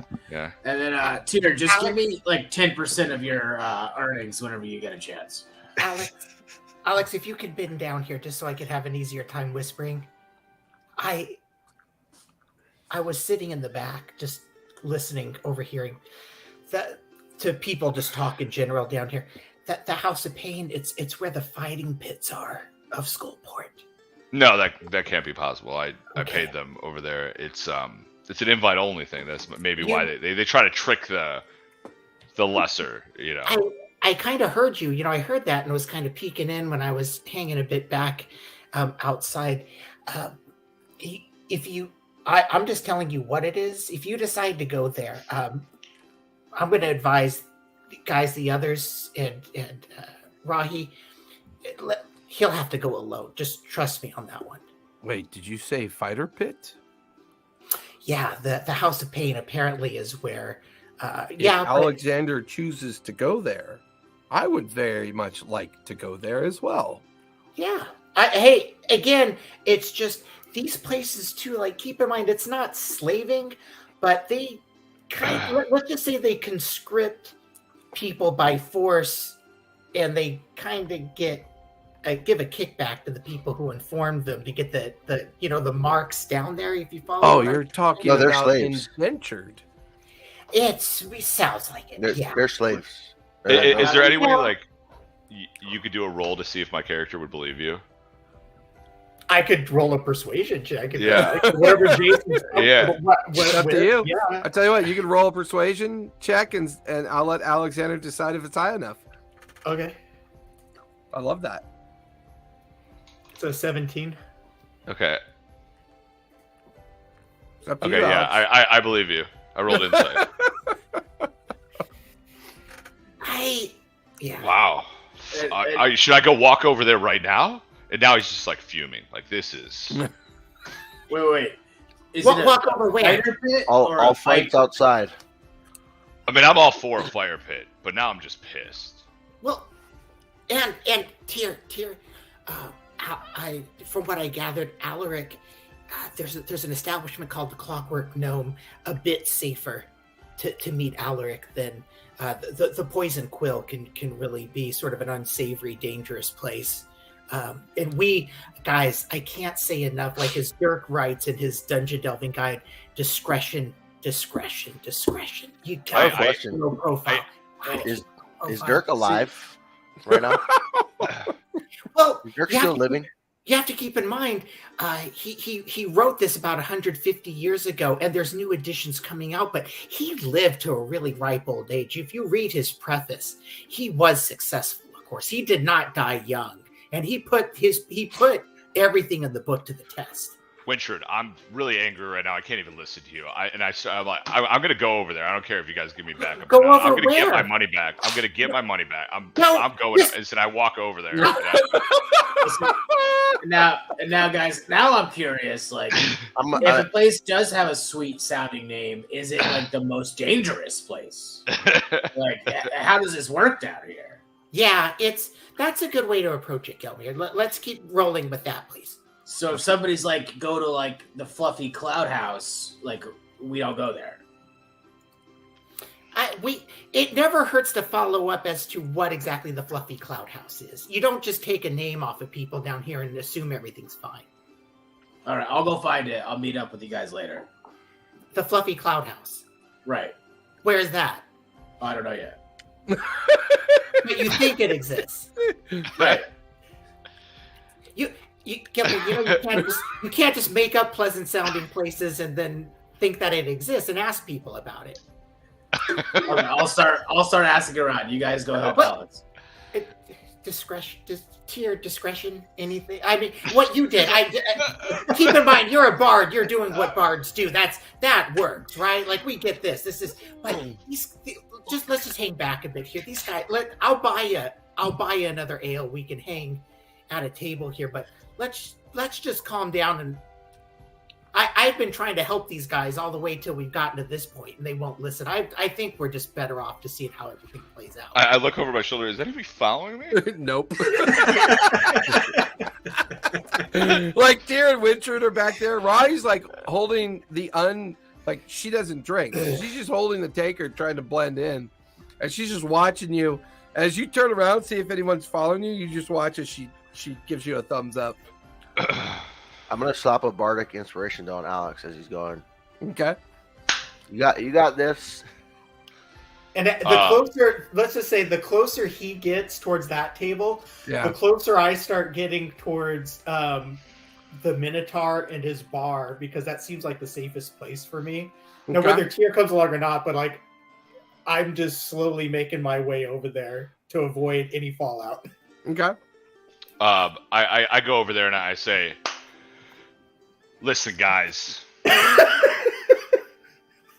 I want my fucking rubies and my platinum back. And to be honest, I want some extra for my time. You lied to me about the House of Pain. And I point to my sword. I'm like, I don't think you want my trouble. I give thought me an you were intimidation check. I if thought you want. were going to point to me like my friends. It's like, why no? Give me intimidation. Okay, I use my bardic inspiration on top of it. That is a 24. Okay. Fucking wish I would have rolled higher on that. The two of them kind of look at each other and they look at you. They look at your weapon, kind of look at the way you're dressed. And then they kind of reach to their belts. They pull out the 2 pouches and the coin and just kind of drop it at your feet. We're on patrol anyways. And the 2 just casually walk out of the bar. They get to the door. They look over their shoulder at you and then dip out the door. Motherfuckers. I walk back to the group. Thank you so much. Do you Wintrude, pick for your telling me. rubies up? Yeah, I pick it up. I walk back to the group. Before you do that, Gelmir, I know you way too well. What are you doing while this is going on? Well, no, he's so far away. He stayed back. He can't No, steal it. he started sneaking away before you left.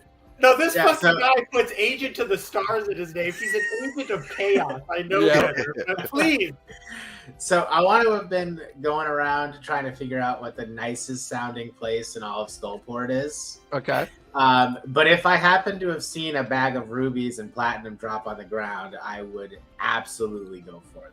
All right, so give me a stealth check with advantage because of the chaos nature of the bar. Oh, that's bad. It's a 14. 14. Give me a sleight of hand. A regular one. 18. 18. So, Alexander, what's your passive perception? 12. 12? Oh, Jesus. So as you're side-eyeing the 2 drow leaving the front, you're like, taking my And are these the same rubies that Alex stole from me yesterday? Yeah.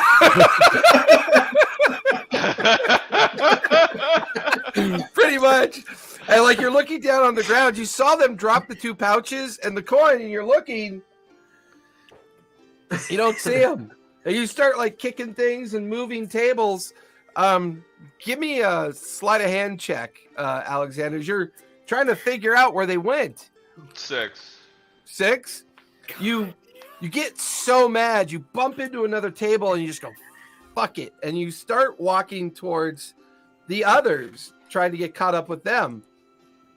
Wintrude, as you're over at the bar, Tyr and Rahi are over by the stage. You don't see any sign of Gelmir, but Alexander has inadvertently just dumped an entire table of tankards into the laps of those 3 half ogres.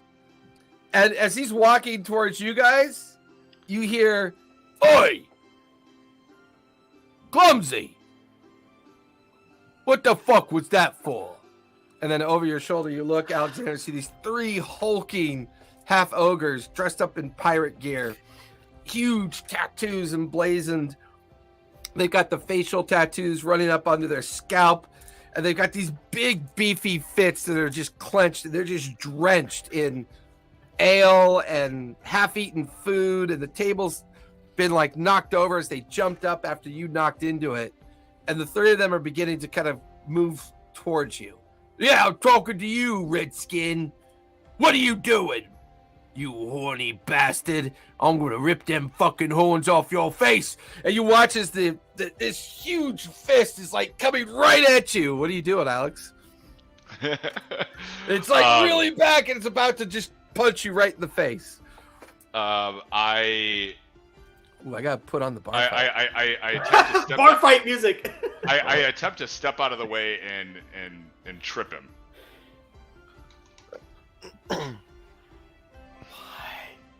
Oh, we loud. Whoa.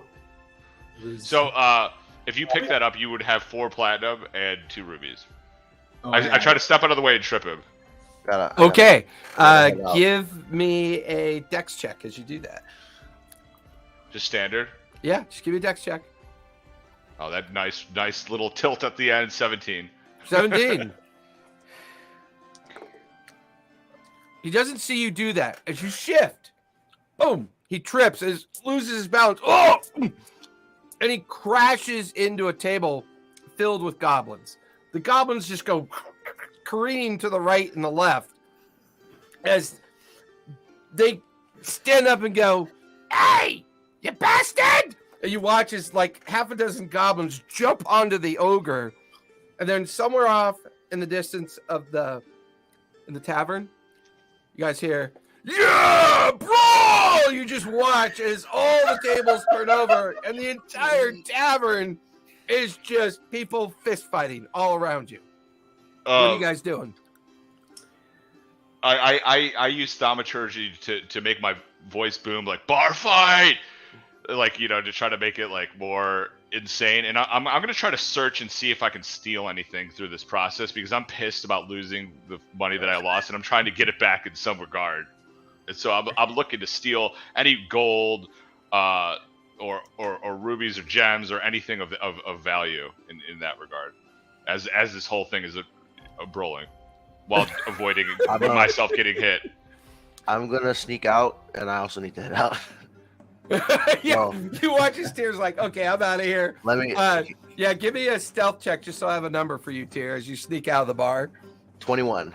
Okay, we'll see you next week. All right, see you guys next week. Cheers. Yeah. All right, let me fix. Fuck.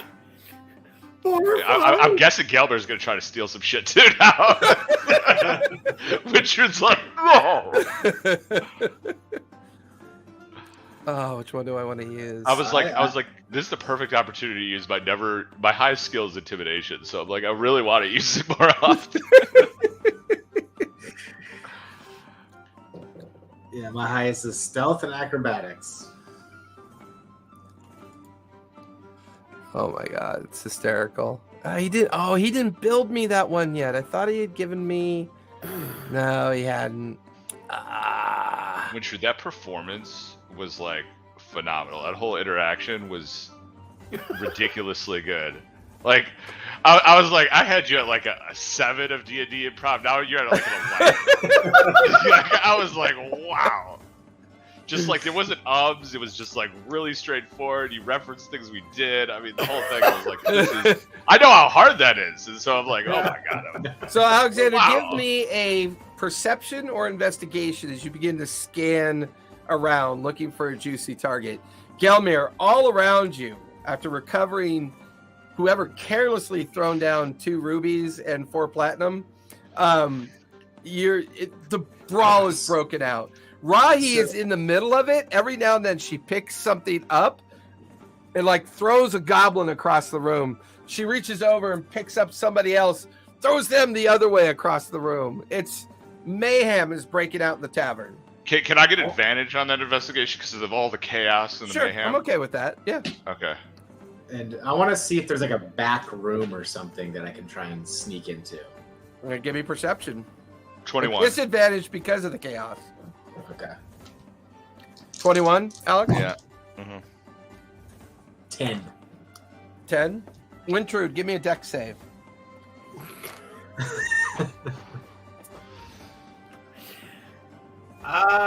Dex save. It's a 24. 24. Which is like, is there a book that somebody left on the table? you're like, you just watched as Tears snuck into the crowd. Don't see Gelmir. Alexander's over by where the 2 drow were, but now he's like mixed in with the crowd. Yeah. Rai is just picking things up and throwing it. And just at the last moment, a chair comes flying at you, and it shatters against the bar. Just as you duck underneath it, crashing. Then you see Gelmir moving through the legs and the fights. Every now and then his head pops up and he looks around and he sees you and then he dips back down. he seems to be looking for something, but he's not quite sure. Gelmir, you do spot a door on the back wall behind the bar. The Minotaur has leaped over the bar, has this huge cudgel, like this 2-handed cudgel, and he's now wading into the fights, just yelling, "Gods damn it!" and just like clearing a path, trying to force people out of the tavern, and it's just chaos right now. What are you guys doing? Door. You're heading towards that door? Give me a stealth check with advantage. See if you can avoid being targeted. 23. Nice. Give me a dex save with advantage, as an unconscious ogre is about to fall on you. Dirty 20. So as you're crawling, an unconscious ogre with this swollen eye and this wound across their face like almost lands on top of you. If you're kind of like, oh, and you're like skittering through legs and underneath tables, heading towards that door that you saw at the back wall. Alex. I'm just trying to chaos. steal Yeah. as much stuff as I can, and at some points I don't even care what it is. I'm just trying to take things. I'm just stealing. I'm like in full like I'm gonna steal everything. Give me sleight of hand with advantage as you're doing that.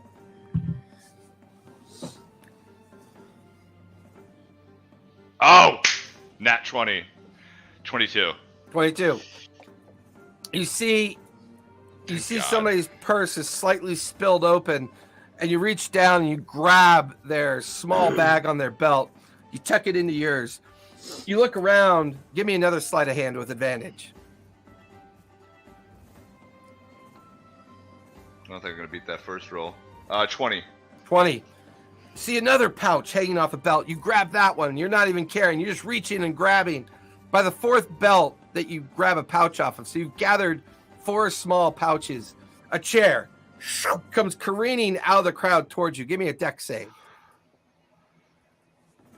Oh, dex save. Oh, I guess it's the same thing. 16. 16. The chair crashes against the wall just as you duck underneath it. Give me perception. 5. 5. You don't see Wintrude. You don't see Gelmir. Now you lose sight of Tyr. The only person you could see, kind of, she's gradually pushing her way through the crowd. Every now and then, she decks a punch or a bottle that's been thrown, and she finally gets up next to you. Alexander, I think we need to find the others and get out of here. Things are getting a bit crazy. Where did they go? No idea. I agree. And I kind of just like push one of the like goblins or whoever I can find closest to me into somebody else, and I spill over a beer. I'm like, all right, I'm good. And then I kind of like Ronnie starts stepping in front of you and like moving patrons out of the way, trying to shift the fight to the left and to the right, heading towards the main front door. Gelmir, you get to the back wall, and there's the door right there. I go in. You push the door. It won't quite open. As you try to push it open, you hear, "Hey, there's someone in here right now. Wait your time." I really gotta go. Okay, I'm going right now. I'm using the shit bucket. Go away. There's room for 2. Persuasion, I guess. I thought you were trying to find like a secret door. You found a poop door? I was trying to find like an office, but he'll take what he's got. 13. What is it? 13. A 13? The door suddenly flies open in the opposite direction. Give me a athletics check as it slams into you. Oh no. Can I use acrobatics? Give me an athletics. Oh no. That's an 11. Yeah, you feel the weight of the door crash into you, and it shoves you back. Standing there is a 6 foot tall, kind of pirate captain looking individual. Their trousers are down to their ankles. They're like holding something in their left hand. Oh, what the fuck? Holy shit! As he like looks around, the door's open, pushed you back slightly, but you see an opportunity to crawl in. And as you kind of look around the door, there are 2 buckets underneath planks, and they reek. But like up above them is a small window that looks like it goes out into the back of the building. Rob the guy with his pants down. So 2 things. One, I want to see if there's anything easily accessible on those pants. Give me perception as you look. That's a 22. His belt buckle is ornate. It's this big golden belt buckle, and in the center of it is an ivory skull made of like pure ivory. Yeah, so I want to like dart between his legs Okay. and like just grab that belt on my way in. Okay. And then lock the door behind me and then go out the window. Okay. So for starters, give me acrobatics as you sprint between his legs. Oh, God. Natural 20 for 28. Nice. Now give me sleight of hand with advantage. 15. 15. So, as you really I rolled a 1 for his deck save. So, as you scamper through his legs and grab the belt, you didn't realize that the belt was slightly looped into his trousers, which inadvertently trips him.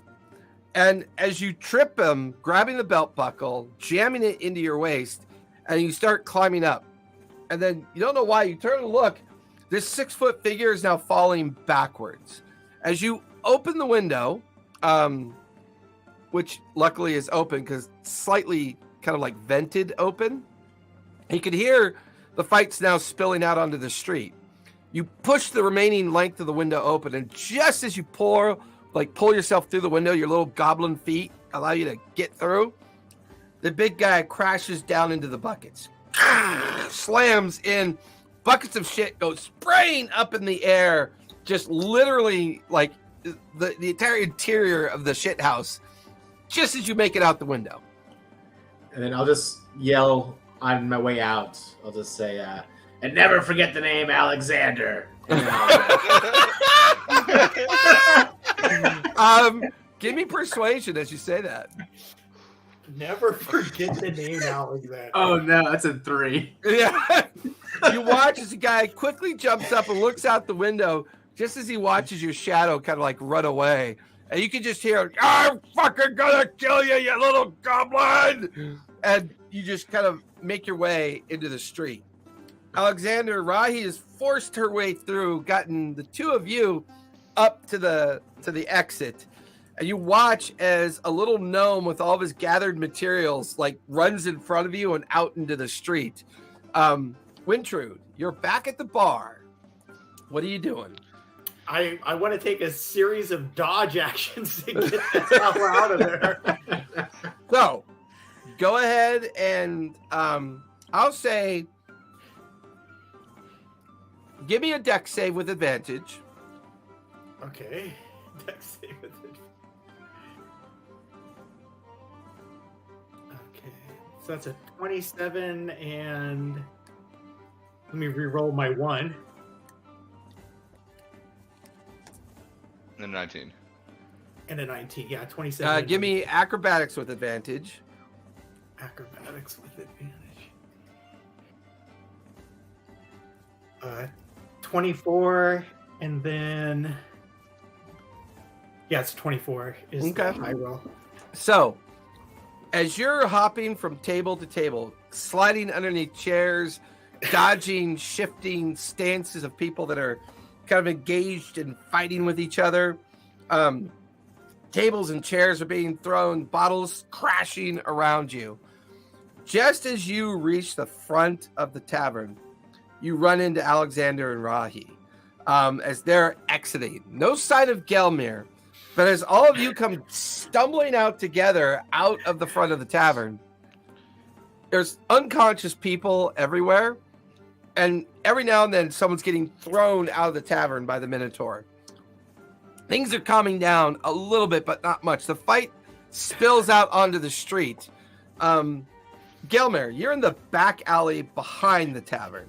Where would you like to go? Everyone else is gathered out front, but you're not really sure where everyone actually is at this point, Gelmir. I'll wrap around to the front and Okay. just be like, oh my goodness, there's a bar fight. This is no what? At which point, Yeah. a dozen Skullwatch show up and immediately charge into the tavern. And whoever's in the tavern comes immediately charging out once the Skullwatch gets here. And the street in front is chaos. Everything around you is just chaos at this point. But you guys are all back together again. What do you want to do? We need to go to a clear, and now I kind of want to enter into the fighting pits. Yeah, those things. So you guys drift a little further down the street, get a little further away, the worm gullet. You could hear, and then another dozen Skullwatch guards come tromping on by, heading up the street. You And, guys like, are. all these Skullwatch guys. Do I notice do they all have the same like set of keys that I have, or like did that one guy just have a unique set? Give me a perception check as they run by you. 13. 13. Hard to tell. They're moving so quick.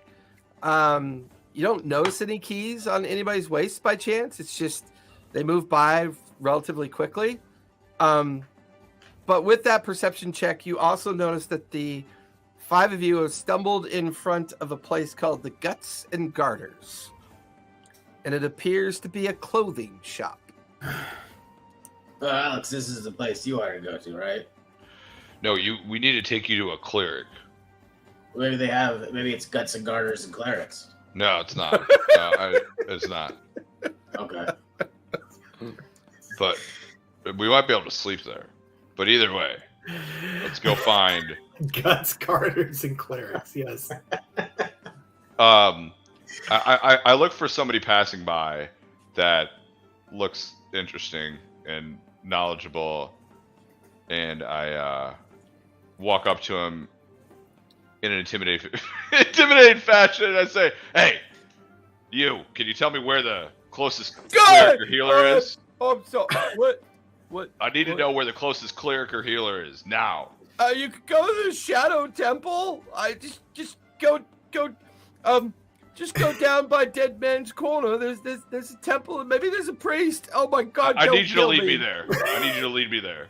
Now you can give me an intimidation check. I want to help him and just be like, yeah, do what he wants, or else you'll need the closest healer and cleric. All right, intimidation with advantage. All right, 24. 24 goes. I don't. Okay, and he just starts running away from the group. He just starts running off in a separate direction. Do you can you just calm down, you two? Let's. My adrenaline's really on like. Yeah, right I noticed. Thank you. You should be a motivational speaker. All right. If we want I to start heading towards the cleric where like, Gilmer, let's go. Let's Okay. calmly make our way there. Gosh, I'm sorry. You Wintred, I'm That's so what they sorry. used to. I should really thank you. If it wasn't for you, I wouldn't have realized about this House of Pain, which is a huge financial opportunity for me because I'm invincible, right? So we could just kill everything in there. And also, I was able to get my money back, but then I lost my money. I don't know what happened there. That's funny. I found money. I also found money, Gelmir, at the end when the brawl fight. I kind of insinuated that maybe a little bit, but I found some money too. Well, I don't actually know what I found. I haven't looked at it yet. Yeah. I'm scared to open it up here. Let's stop talking about all the money you found in one of the most dangerous places on the Sword Coast and go to the temple.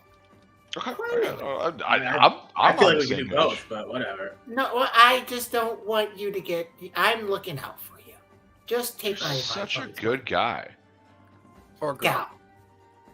Girl. I just think you as one of the bros constantly. Yeah. Okay. Let's go. Like it's completely platonic. Platonic. And I don't want to. I'm I pretty sure wish it's Patronic. I'm not attracted to you in that way. Not to say that you're not attractive. You might be, you are attractive. You are very pretty, but I'm not. Alex, when you said Patronic, you should keep it like, yes, the boss. If you would listen to me a bit more, life would be a lot easier for you. Do you have a book that maybe I could read? I've been quoting you the Dirk all along. Again, discretion. Discretion. Where's your book, Wintry? We could make some serious dough. Yeah. Let's get to the temple first. Okay. And then we'll Yeah, talk that's about fine. all the money I should be making. Okay. I appreciate it. It's quite a Gilbert could be your business manager. Yeah, I I'll take bet. 10%. Yeah, okay. He said okay, Gilbert. Yeah, no, we really need to start looking into diversifying your funds, Wintrude. Oh, sure. Yeah, you just kind of like give it away willy nilly. You're not really. We really need to go over your portfolio and see. What's your stance on a good Roth? Let's go. Over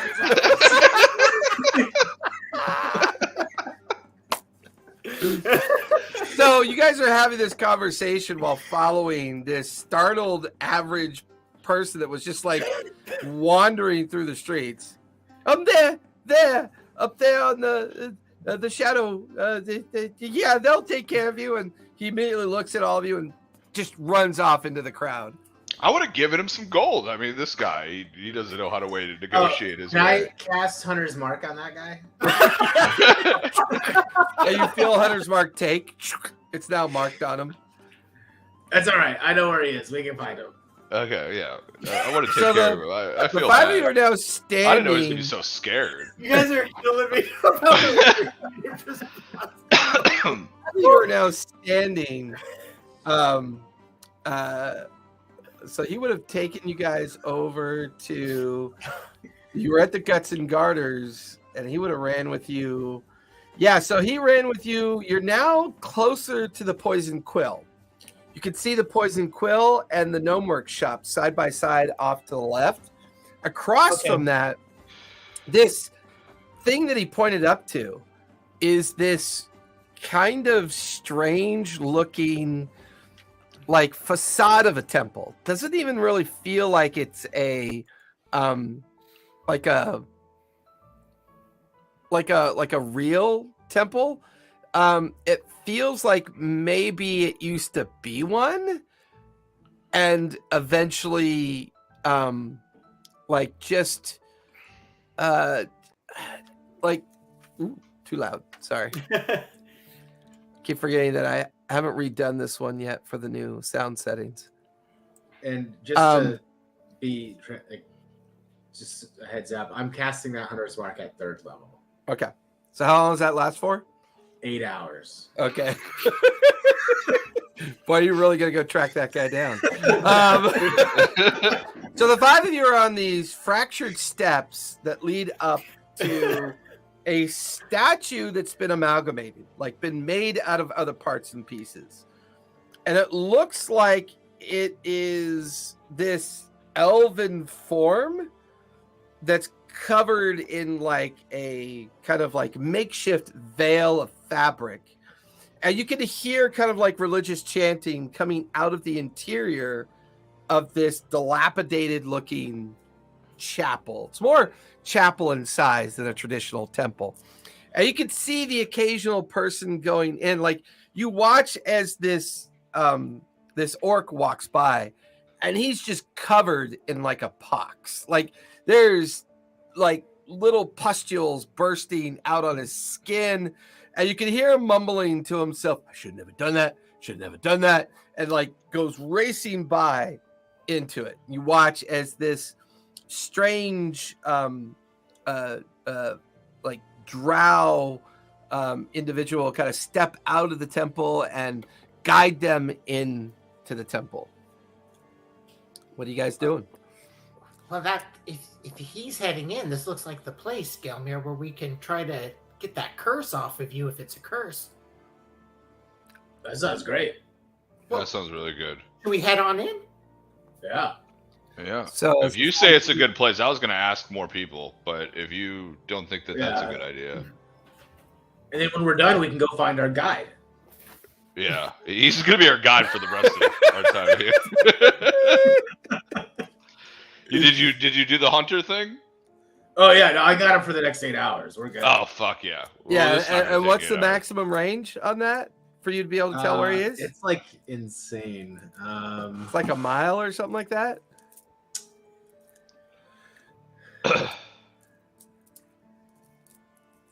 Yeah, I think I just have advantage on trying to find him. Like period. Yeah, like it guides you in the general direction of where you think the mark is on him. And as the five of you come up the temple stairs and at the entrance, this all in black, cloistered looking priestess with long red hair, the deep silver and black skin of a drow, her bright green left eye and purple right eye. And what can the Temple of the Shah do for the likes of you five? Well, if we could be discreet, my goblin friend here might have a curse placed on him that's aged him at least a decade. Oh, he looks quite fine to me. Just brings him closer to his finality. We can inter him here if you'd like. Like an internship? Sure, if you want to call it that. We could put you inside of a ship as well. Can I do insight to see if they're bullshitting? Insight. Well, I was thinking 19. 19. They prefer death more than life. She seems genuinely interested in providing for Gelmir's final resting place. Guys, we got to get out of here. I don't know. This is a death temple. Yeah. Which eye to look at. We are So we're not gonna have to a use your death hunter's mark and temple. go. We just allow people to be interred here once they've perished. We got to. And this young goblin, this elder goblin looks like, well, we could certainly make his hospice here very comfortable. Guys. Wait, so like when I die, am I supposed to go meet like your god or something? Or your patron or your own god. I mean, death is a unique experience for anyone who chooses to embrace it. Can I be a ghost here? I don't know. That's a good question. You guys We are would of the love me. dark and the shadow of the unknowing of death. It's possible it might happen. Shall we discover it together? This Check is this going out. as well as I could expect. I'm gonna turn it into gaseous form. I'm a ghost. I'm a ghost right now. I'm a ghost. No, that's not actually a ghost. We call that gaseous cloud. And I'll turn back to normal. I see. 'Cause One moment. And she looks at you for a moment. She brings out like a strange little cylinder with oil on it, and she flings it at you. And oh my, you do have a curse upon you. We could remove it for you if you so desire. It's Insight check. Yeah, you can give me an insight check, see if she's telling the truth. It is costly and not always. You have painless. advantage. Oh, Yeah, I you have, advantage, remember you're you have to right. circle it. I love how all 20. my players forget that they have gear. Use the gear. 20. Yeah, I mean, she seems genuine. She's spooky as fuck, but she begins to describe the cost. And sometimes it could be a painful process. Let's do it. Well, how about this? You do it Change my for mind, as we free, say. and then I'll kill a bunch of people. But so there's natural death, and then there's murder. Right. Well, I'm gonna do the harder one for you. No, that's not really how this works. We don't need you to. The Shah will guide us upon death. I do not worry about that. The shadows and mysteries of the Shah keep us rooted in our understanding of the world. We are merely offering you a service of removing this curse that you seem to have acquired from somewhere. And I have to be honest, it is an ancient curse. Have you been involved with any kind of relics or old magics recently? No. He touched. He touched. Give a me gem, he got deception, if you would, please. close. I'm gonna rat you out immediately. It's a 9. A 9. She just side eyes you and then looks at Alexander and the others. Well, clearly that's not true, or else you wouldn't be cursed. But anyways, Priestess. yes. Right. Gelmir, folks, can you give me just a moment with the priestess aside? here? And we'll be right back. We'll be right back. Wait, No, we're gonna head over. And then we head over. Is she following me? I'm kind of already stepping away from the group.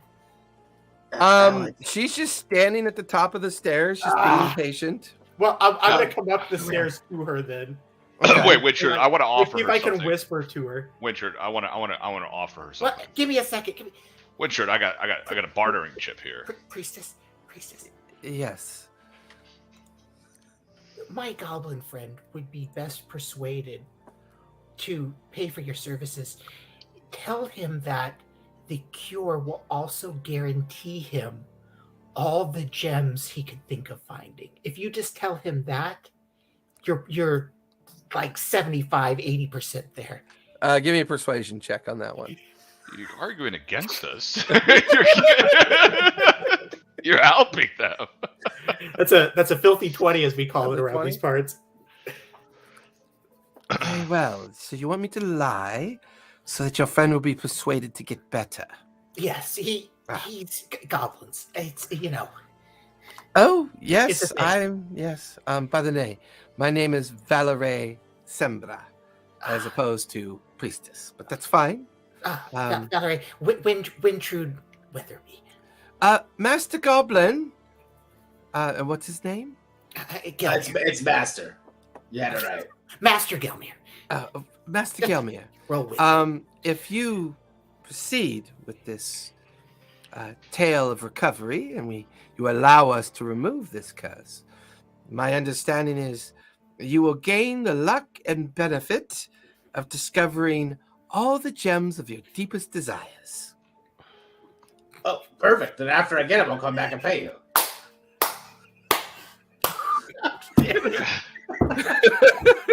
Fuck! Great. She looks over at Wintrude and is he addled? Is there something wrong with him? I have something to offer you that might be of heavy interest. Okay. What if I just what if I just Wintrude, paid? Let me talk. What if I just paid? Promise we Wintrude, don't have all our lives to do this for him. Wintrude, wait a second, okay? We can't overinflate the local economy, Wintrude. Inflation. What is your name? My name. My name is Valerie. My name is Valerie Sembra. Valerie, you are in the business of natural death, per se. Would you Well, agree? we are in the business of helping those that transgress from death or other things that need guidance. Those that are seeking healing of. It kind of depends. Well, one second. And I reach into my bag and I pull out this beautiful sack of a pound of sleepy mushrooms. And I'm like, so I acquired this natural, organic mushroom from a deep, deep cave in the Undermountain. And I'm aware of what those are. How much do you have? A pound. I would gladly trade you that for our services. We can certainly come up with something. I just need a handful for myself, but then the rest you can have. Very well. Please follow me if you would. Yes. So Gelmir? Rahi is like shoving Gelmir up the steps. Come on. Rahi's like, come on, Gelmir. Let's get you back to normal. Absolutely. And then while we're walking, tell me how this finding all the gems thing I want works. You open your book, Gelmir.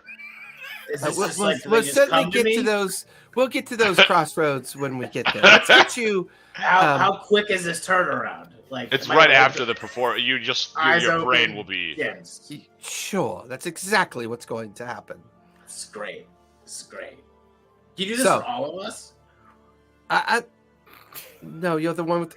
You know what? Let's just walk.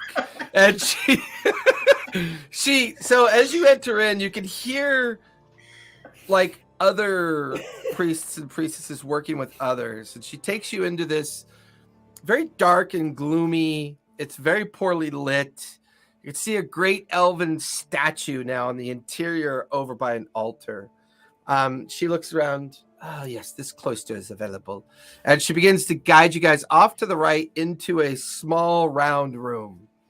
It has a lot of like divine looking Cyrillic writing on the ground.